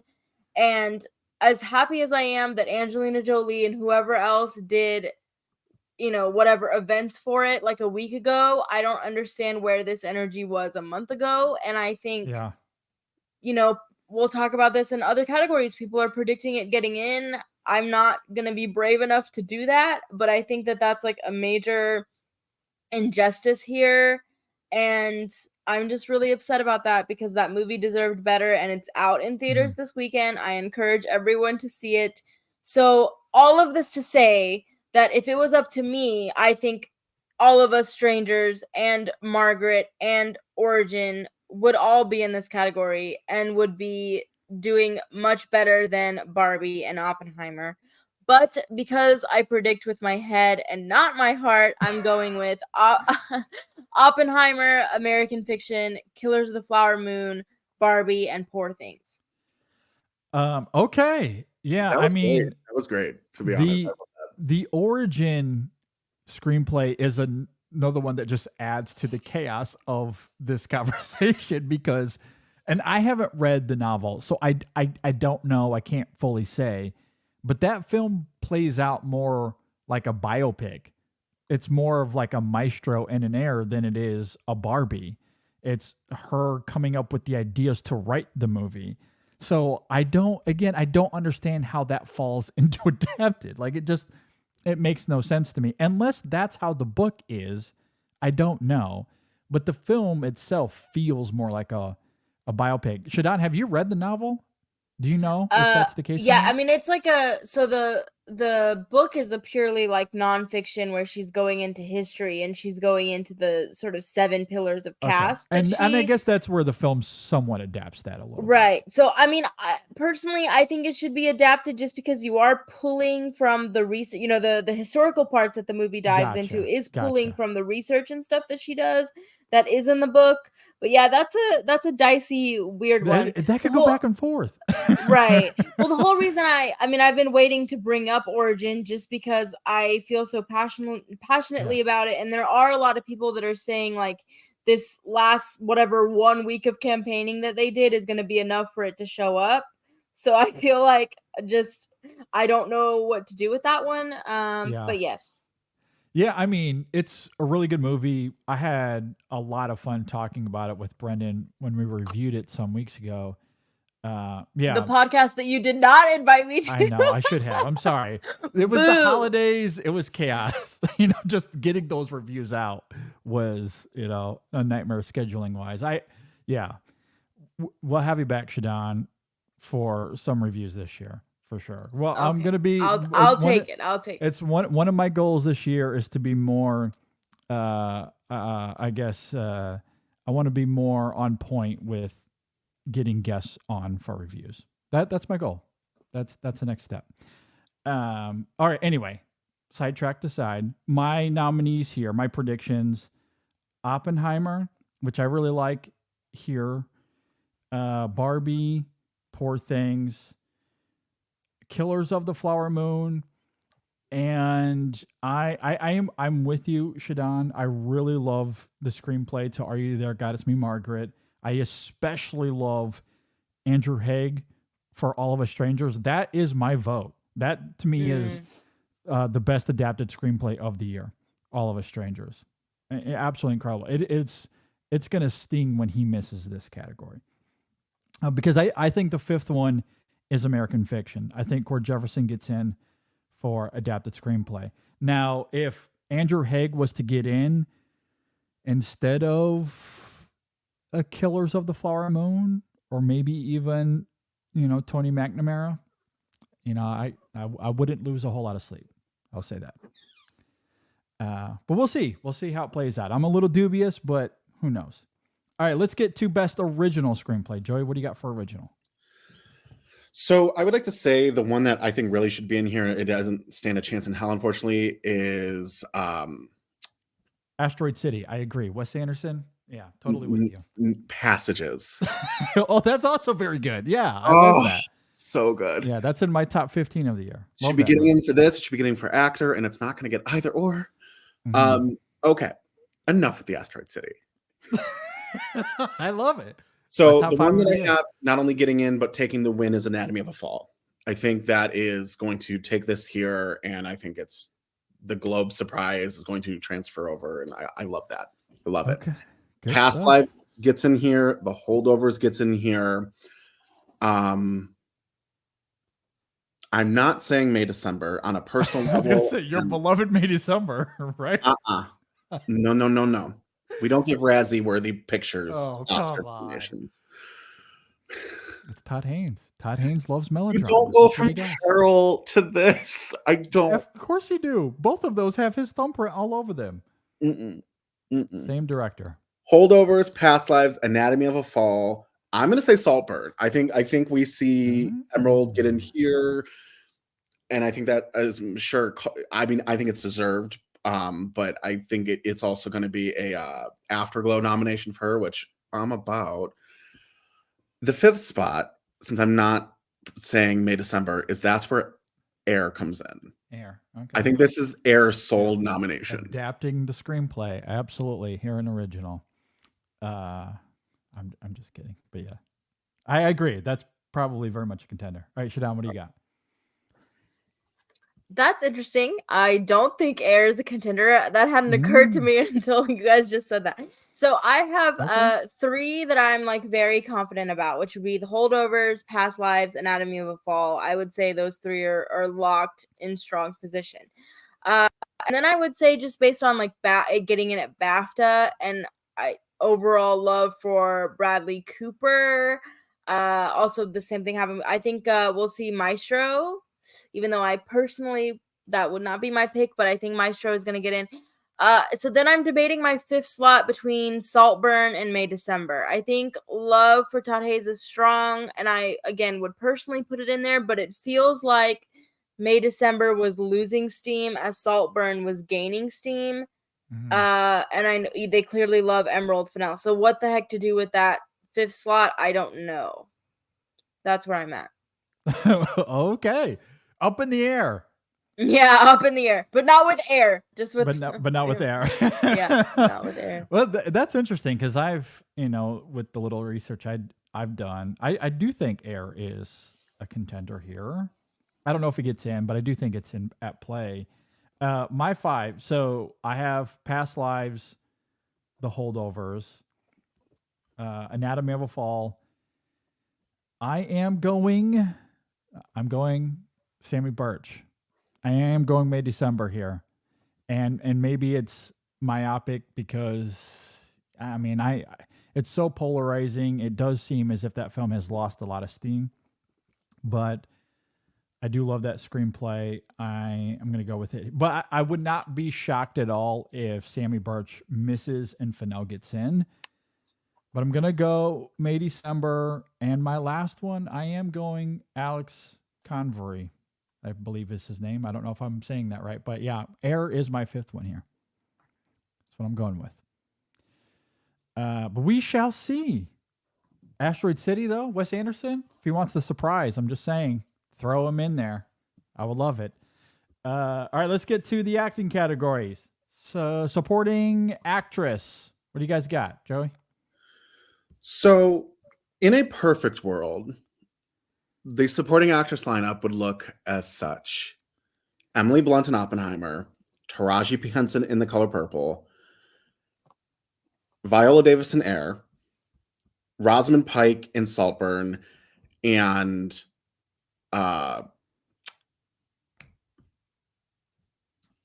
Allison Oliver in Saltburn. Sorry, I was like, what the hell is her name? I think those would be the 5. I think those are the best 5. But we don't live in a perfect world. So I am actually guessing we have Divine Joy Randolph here for the Holdovers. I am going to say Taraji gets in here for The Color Purple. Okay. I'm going to say she gets in. She's a former nominee. This was a role that only the Academy responded to in the original. And personally, I just think she's the best thing about The Color Purple in general. So give it my hope. Sure. I do think that Sandra Hüller does do a double nom here. So spoiler alert, but she gets that's the question of the day, isn't it? So I do think she gets in for Zone of Interest. Jodie Foster returns with Naiad. And then there's that 5th spot. Do we go with the person who's been there the entire time, Danielle Brooks with The Color Purple? Or do we use that surprise SAG nomination for Penelope Cruz with Ferrari? I like chaos. So I'm bumping Brooks and I'm going Penelope Cruz for Ferrari. Good man. All right. Okay. This has been, in my opinion, the most chaotic category of all of award season. I genuinely do not know. Like, I think, and I know conventional wisdom says like Brooks, Randolph, and Blunt are your locks. I'm not even so sure about Brooks at this point. The only 2 that I feel confident saying are Randolph and Blunt. Yeah. And then where the heck do you go? I mean, I know a lot of people are predicting America Ferrera. I never thought that was going to happen based on the underperformance at BAFTA. I feel like I just don't feel confident in that. My personal pick again to win this category would be McAdams, just because she's so good. She should be here. And I then agree. and based on BAFTA, I mean, I would have to think Sandra Hüller has a really good shot here to show up. And I mean, they have done, like, it's not unheard of to have double nominations, and especially even in recent years. But yeah, I don't know. And then you have like somebody like Jodie Foster. I mean, she's a 2-time Academy Award nominee. Like, it's very possible that she's gonna come back. She could even be the sole nominee for that film. I mean, Julianne Moore, another like iconic actress that they love. Penelope Cruz. Like, I feel like any combination, because I feel like we've seen again and again with the Academy. I'm thinking of oh my gosh, I can't even think of her name. But a lot of times when you have a category like this where there's like empty slots, they default to previous winners. And when they don't know what to do, they bring in the people that they're familiar with. So yeah, I guess I'm gonna say Randolph, Blunt, Brooks, Foster, and then and Hewler. But I think again, any of those I think we're gonna see some surprises here. Any combination of like Cruz or Moore showing up. Even Claire Foy, maybe, if All of Us Strangers shockingly does really well. I mean, who knows? Yeah. It is a little bit of a chaotic category. That's what makes it a lot of fun. I'm with you, Divine Joy Randolph for sure, Emily Blunt for sure. I am going to go with Penelope Cruz as well for a couple of reasons. One, it would be my vote personally for supporting actress. I loved her in that film. Absolutely electric. Demands every moment that she's on screen in that film. Absolutely love it. But also, as you noted there, Shadan, because there's some uncertainty, if they're going to fall back on actresses they love that they've nominated before, she fits that criteria very well. So I think Cruz gets in. So that leaves 2 more spots. One of the actresses from The Color Purple is for sure getting in. At least I would think one of them is going to get in. My heart leans toward Danielle Brooks, maybe for the same reasons as Penelope Cruz, in the sense that I just love the electricity of her on screen. But there is something to Taraji P. Henson. Not only has she been there before, as you noted, Joey, but man, she brings so much heart to that movie, especially in its back half. That's really great. And there's more to that character on the page in that film, in that specific iteration of it anyway. I go back and forth on it, but I'm with you, Joey. I think at the end of it, I'm going to go with Henson over Brooks. And then it's, for me, it comes down to, do I double nominate Sandra Huller or do I go with Jodie Foster for all the reasons that you noted there, Shadan? So I don't know. We should flip a coin. Who's got a coin? Because I feel like that's what I'm going to have to do. I mean, that's what it feels like at this point, though. I mean, it really does feel like a coin flip. It does. I don't know. I really don't know. I mean, I could absolutely see the double nomination happening. Maybe Huller is that 5th one there, but I don't know if Foster gets out. They do love her. Yeah, but remember, Foster too won the Golden Globe a couple years ago for that. What was it called? That where she's like the CIA operative or whatever. Yeah, I know exactly what movie you're talking about, and I can't think of the name. And then that movie was completely ignored at the Academy. I think her biggest thing in here is the fact that Annette Bening is everywhere right now, and they're talking about each other in the way that Jamie Lee and Michelle Yeoh did. Yeah. And Jodie Foster, she wants that nomination because she's been around a lot too. Like, they're really going for it. I mean, it has been 29 years in between nominations. There's a narrative too. Yeah.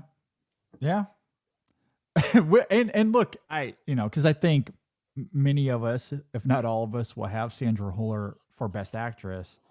I mean, do you think they'll consider that? Like, okay, we have her there. It's okay if she misses supporting. Or maybe they don't think that way. I don't know. I would say yes if we didn't see such a big turnout for Zone of Interest at BAFTA. Like, this movie, seem to be dead on arrival, which it's been interesting for this movie's narrative. And we talked about this last week, JD, was like going into this season, we were like, oh, Sandra Hüller's getting double nominated, Zone of Interest and Anatomy are going to play really, really well.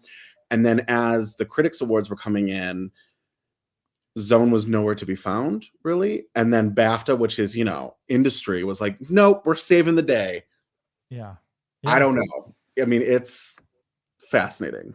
It is fascinating. Yeah, we shall see how that plays out. But yeah, that's a really compelling category. All right, let's get to supporting actor. What do you guys have here? So in Joey's perfect world, the 5 are Richard E. Grant for Saltburn, Holt McCallany for The Iron Claw, Robert Downey Jr. for Oppenheimer, Jason Momoa for Fast X, and Milo Vikander Grander for Anatomy of a Fall had his name on that when that movie premiered. Again, we're not in Joey's perfect world, but I do think Milo Vikander Grander is getting in. Number one, the Oscars every decade at least get one kid in since the 70s. We haven't love that. and we're overdue at this point. It's been 11 years since Quvenzhané Wallace. Hello. And Anatomy is going to really do really well. Director, picture, actress, screenplay. Milo makes sense that he's going to be that supporting Roma style nomination, or that like Keith Stanfield nomination. Like, he's right there. So he doesn't have many precursors, though, does he? I mean, neither did Severa, and neither did. Yeah. Okay, fair. So this is something I wanted to touch on, and we can wait. But I feel like the past couple of years, there's been somebody who shows up that doesn't show up in previous places, and I wonder if that's I wonder if we're gonna get one of those. Nothing would make me happier. Yeah. So I do have him getting in. I have Robert Downey getting in. And I do have Ryan Gosling getting in. And I do have Robert De Niro. So that leaves a 5th spot. I think Melton was a critic's dream. I don't think he's getting in. So it comes down to the Poor Things guys, both of which have an overdue narrative. But which one outsnakes the other? Is it the more showy, over-the-top Mark Ruffalo, which in 30 years ago, the Academy would have eaten up so well? Or is it the, in my opinion, lesser Willem Dafoe, who has nothing to do in Poor Things, but the Academy loves him? I mean, they did get the At Eternity's Gate nomination, and God knows he didn't do anything there. I think Willem Dafoe I think Willem Dafoe edges out Mark Ruffalo here. I really do. So I would say Dafoe, Milo, Robert De Niro, Ryan Gosling, and Robert Downey Jr. Okay, what do you got, Shadan?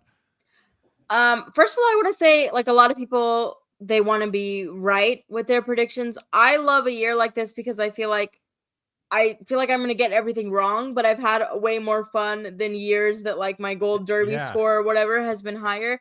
So I love this. Also, my apologies to Robert Downey Jr., who I think is a truly brilliant actor, but I am so bored with this sweep.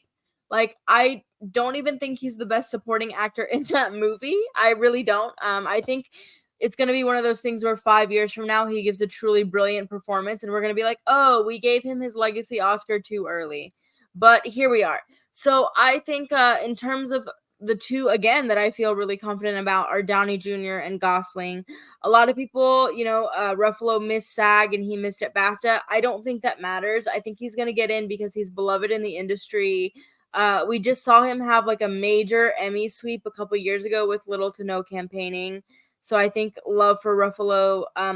I am very shaky on Robert De Niro getting in.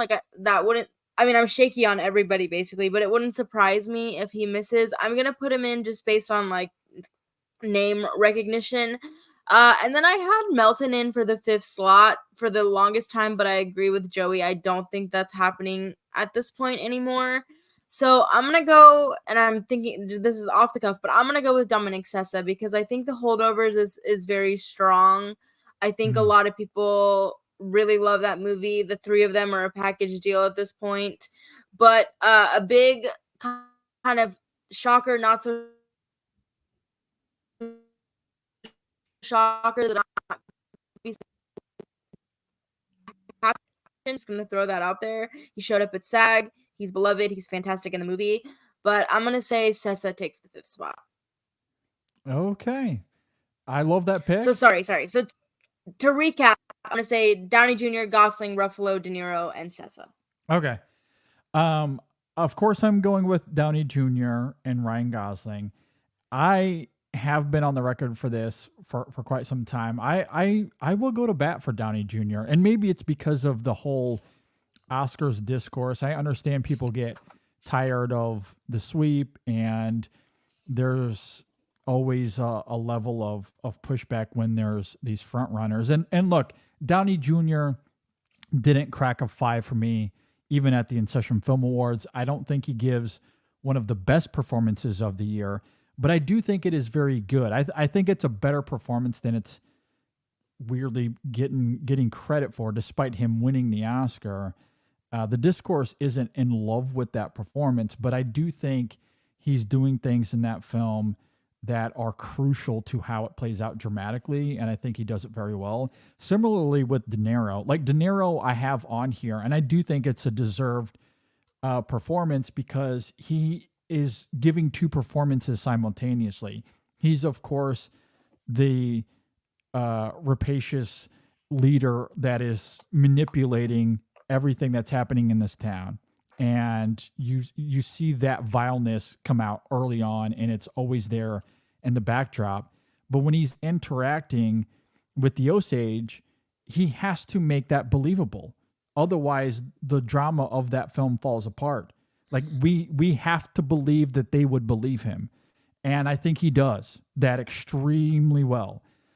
So that duality, I think, is fantastic. In fact, I think it's one of his best performances in quite some time. Maybe even better than, well, maybe not better than The Irishman, but I think it's very, very good and worthy of being here.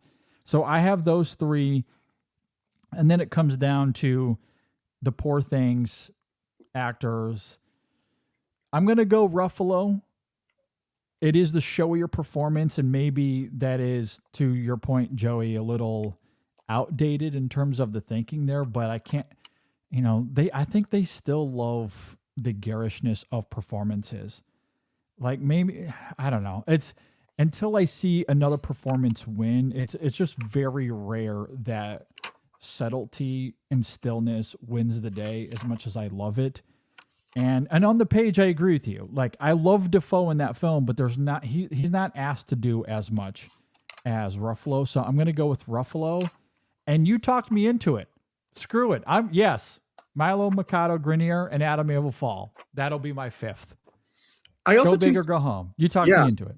I also see a world, because of all of us expecting, and he hit the precursors of De Niro getting in for The Irishman, and he missed, a world here where he misses, and then you have both Mark and Willem here.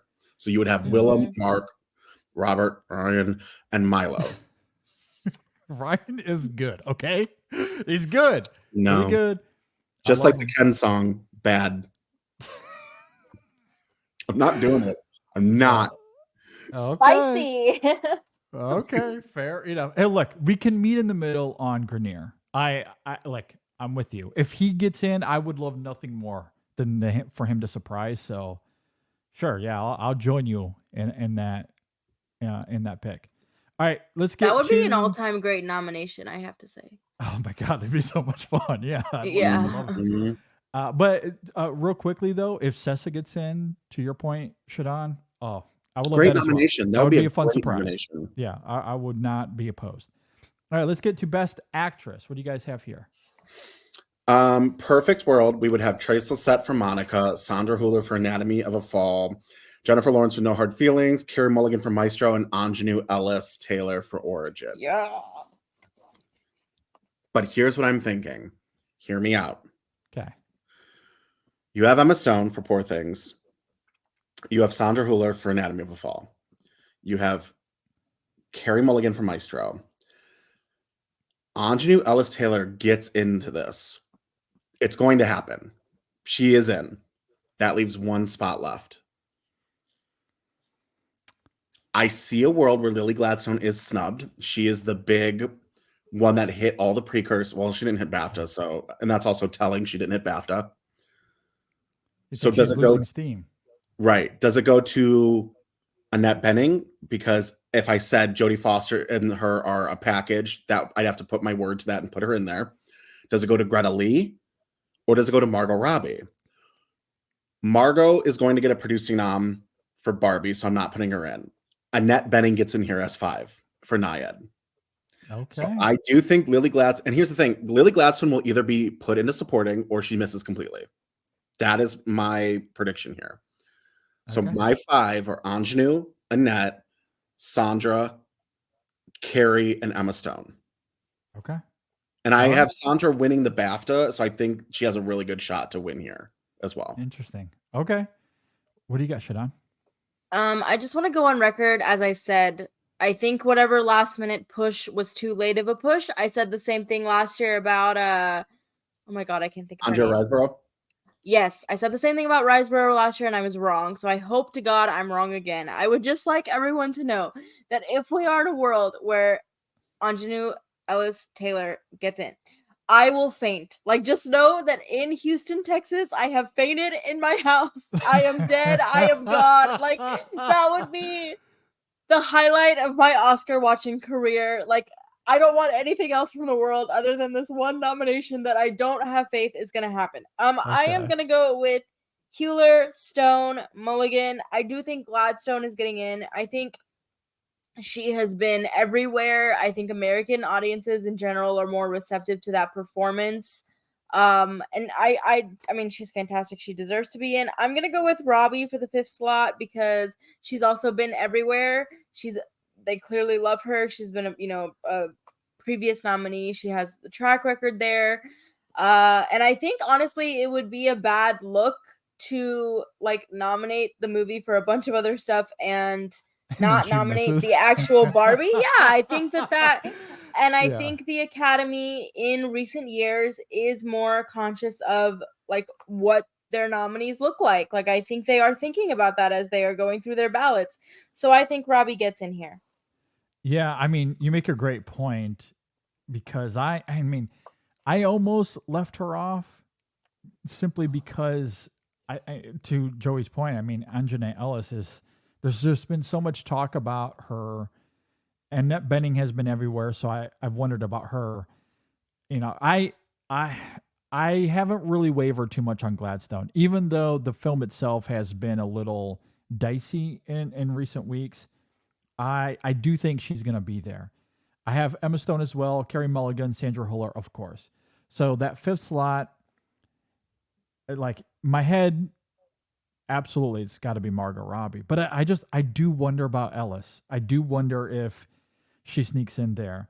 So on paper, I'm going to go with Margot Robbie. And you do make a lot of great points, Shadan. It seems a little silly if the film is nominated for all these categories and and then she misses. But I do wonder. Like I wouldn't be surprised if Ellis gets in, but maybe Ellis gets in lieu of Gladstone. That could also be something that happens. But we'll see. For now, I'm going to go with Margot Robbie though. All right, let's get to Best Actor. Joey, what do you have here? Perfect World winning this as well would be Andrew Scott for All of Us Strangers, Cillian Murphy for Oppenheimer, Robert De Niro for Killers of the Flower Moon, Jeffrey Wright for American Fiction, and Bradley Coops for Maestro. Oh, I thought you were going to say for Guardians of the Galaxy Volume 3, and I was going to For Dungeons and Dragons. For Dungeons and Dragons, little mini coops. Right, mini coops. So hear me out. Who I'm actually predicting is Cillian Murphy. Bradley Cooper. Okay. I'm not too sure on Paul Giamatti because we've seen this before. We have seen he's going to miss Sideways. It was everyone expected. Everyone loved him. Who gets in his co-stars? Well, that's exactly why I think he's getting in, because he missed the first time. But he wins the Golden Globe for Barney's Vision in 2010, misses. I am not confident he's actually getting in here, but I am predicting him to get in. Insane. I love this though. I am predicting him to get in. Okay. It will not shock me if Paul Giamatti misses, though. It will not. We've seen this with him before. He is very much the bridesmaid and not the bride when it comes to these awards. He's been everywhere. He was everywhere for Sideways. He was everywhere for Barney's vision. Fair. But But- that's exactly why I think he's getting Barney's because version, whatever it he's was. already missed so much. Mm-hmm. I would argue though that Sideways was much more divisive than the Holdovers, though. That's a great point too. See, when people think, I actually want to push back on that. I'm genuinely curious to hear your response to this. When people think of Alexander Payne, depending, I feel like if you're from a millennial standpoint or a Gen X standpoint, Gen X says election. Millennials say sideways. So and the Holdovers doesn't seem to have a generational hold thus far with its release. So is he more known for the Holdovers now, or is it still like Sideways was the one? You know what I'm asking? Like, isn't Sideways like the cream of the crop when it comes to Payne and Giamatti still today? I mean, yeah, I agree with you. Like, I feel like in whatever 20 years, like when we look back at Payne's career, I don't think the Holdovers is gonna be like, the one. But I think it's gonna play well with older members of the Academy. I mean, they're still there. They're not as prominent, but they're still there, and I think they love this movie. That's why I have Sessa getting in. I disagree. I think the Holdovers will be his best movie when it's all said and done. Wow. I think that will be the outlook. Yeah, absolutely. Okay, so to get back, so even though I personally am not going to be shocked, and if Giamatti misses, I am predicting Murphy, Giamatti, Cooper. These final two spots, half of me wants to say Domingo and Scott, but Scott is just a wish at this point. So I do think it's going to be Jeffrey Wright and Coleman Domingo, and that pains me so much right now to not have Scott in this 5. So much. No, so there you go. I hear you. All right. I think Andrew Scott, which I'm not predicting him either, it's going to be one of the most egregious snubs. It's just such a brilliant performance. It's a brilliant movie, but that performance, my God. Yeah, I completely agree with you, Joey. Good. Yeah. Here's the thing. As I've said, traditionally, we always have somebody who gets in everywhere and they miss. And that's been something that I've been thinking about constantly is like, who is the person that's going to miss? Bradley Cooper. Oh my God. That would be hilarious. I mean, I would die. It would be so funny. I am predicting him, but that would kill me if that happened. But so here's the thing. I have been shaky about Domingo all season. Like, I don't know. I mean, okay. So to backtrack, I have Murphy, Giamatti, Cooper, Wright, and Domingo. But I don't know. I have this feeling. I'm like, have people seen Rustin? Like, or are we thinking that they're just name checking him, but maybe they don't name check him? I don't know. And then if Killers of the Flower Moon has a good day, DiCaprio could show up here. But then if DiCaprio shows up, like, who's the person that I feel like Jeffrey Wright is very strong at this point. Like, I feel very confident that he's getting his overdue nomination, and I feel strong about the other 3. So all of this to say, it'll be interesting to see if we have a big miss here, and who is it going to be? It's a great question. I don't think it's Paul Giamatti. I don't. They're at the very least, it'll be a makeup nomination for missing for Sideways and all those other examples you brought up. I think he's absolutely in. Now, does he win? Certainly, we can debate that all day. But I think he's in. I truly believe the Holdovers. There's been so much love for this movie across the board. I think not only will people immediately think of Payne with this film, I think it's going to be a holiday movie that plays for years and years to come as well.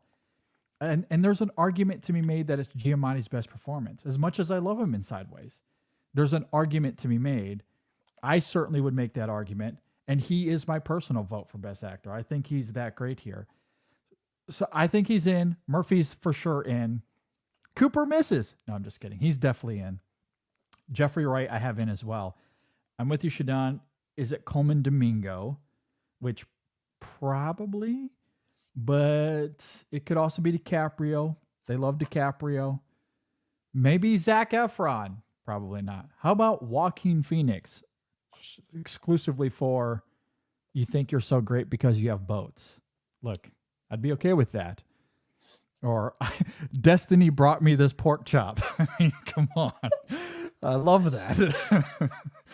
No, all joking aside, I think it's Coleman Domingo, but who knows? Franz Rogowski. Who wouldn't love that?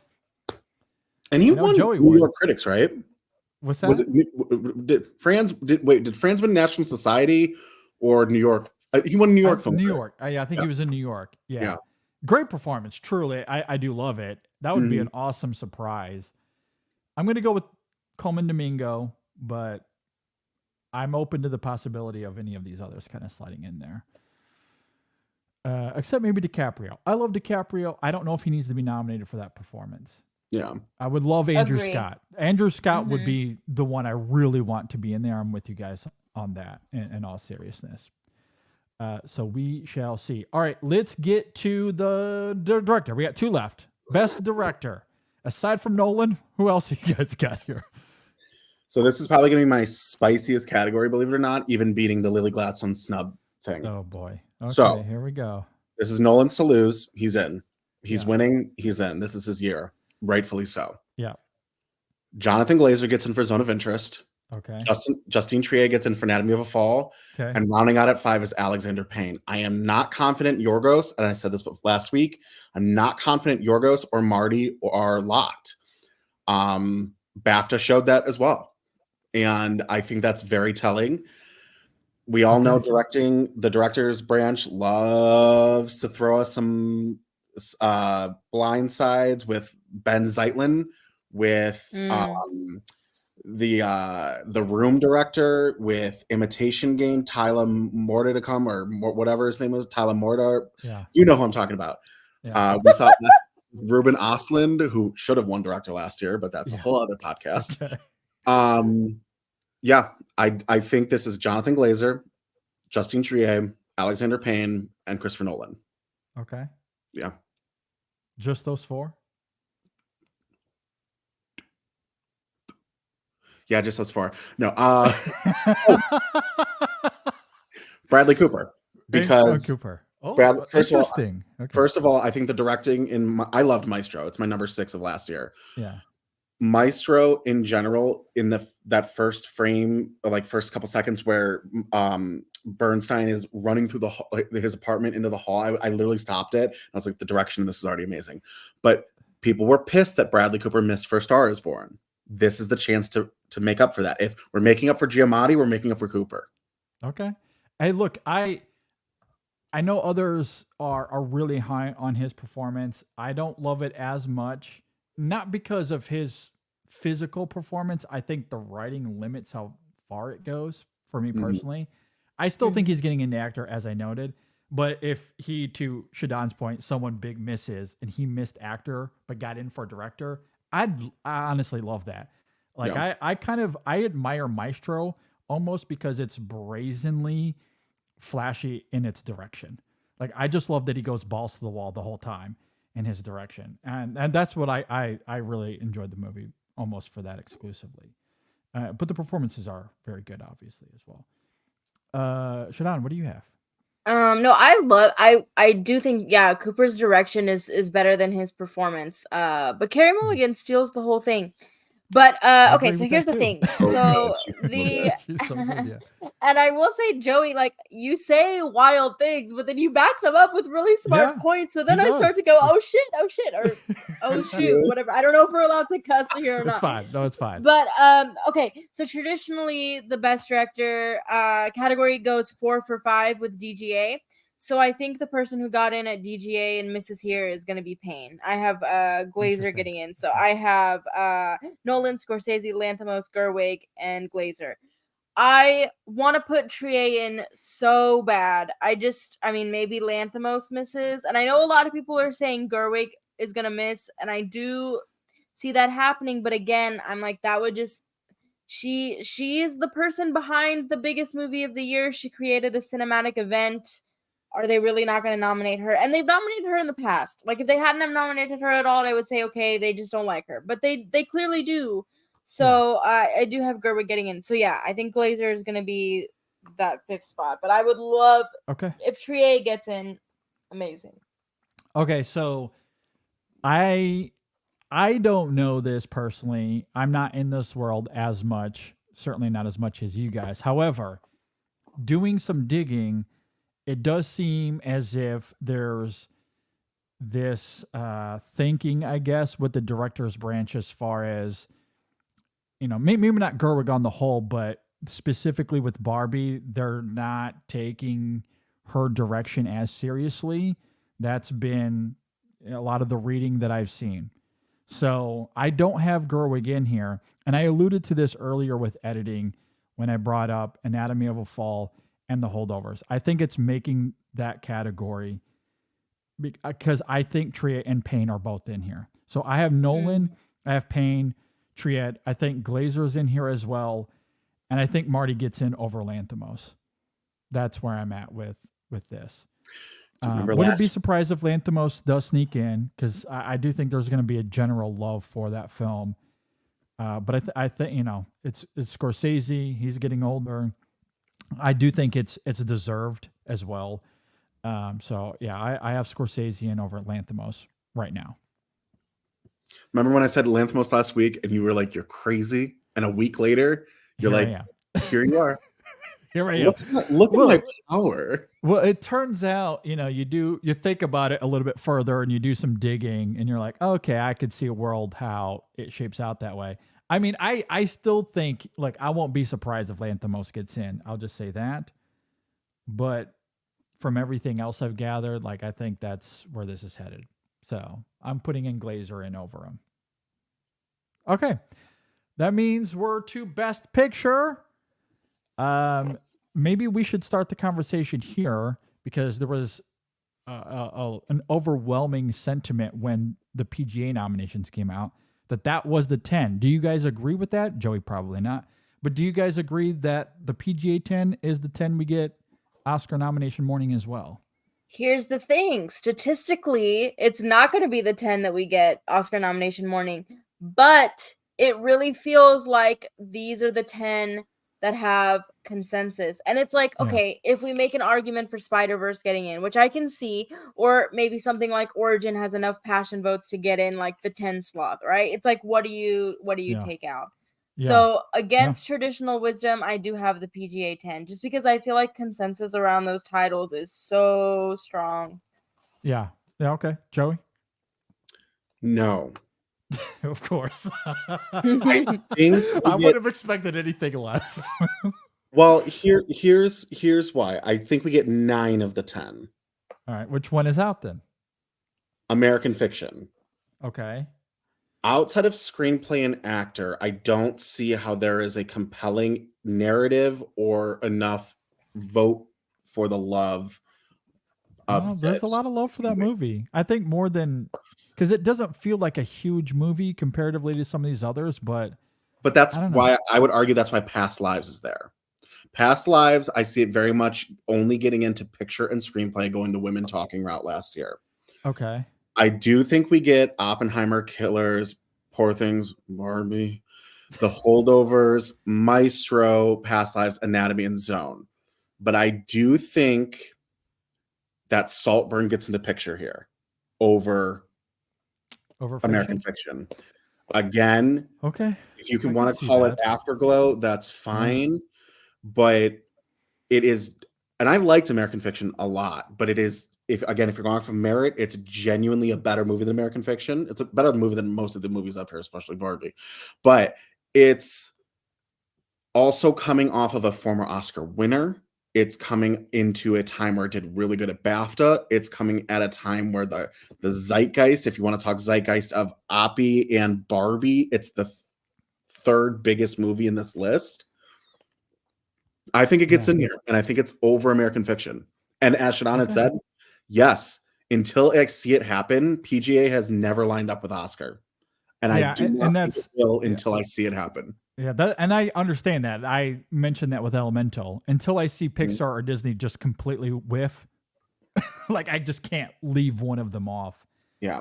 And it makes a lot of sense to Shadan's point, and that was my initial thought too when looking at the PGA nominations was, okay, maybe they won't all cross over, but what gets in over these 10? Because Spider-Verse makes a very compelling argument. It's in my personal top 10, but when was the last time animation got in? It's certainly over the course of the history of the Academy, not very much. Hmm. Even though it's deserving. But I don't know if it would get in. And then, you think about The Color Purple. I don't know if there's enough momentum for that. Ferrari, certainly not. May December is too polarizing. All of Us Strangers, I think, should be in the conversation, but clearly, for whatever reason, it hasn't registered at that level. Origin maybe has a last minute push. I could see that, but is it too late? Air, I don't know if it has enough momentum. Iron Claw doesn't have enough momentum. I just don't know what else would get in except for Saltburn. I could absolutely see Saltburn being that other movie.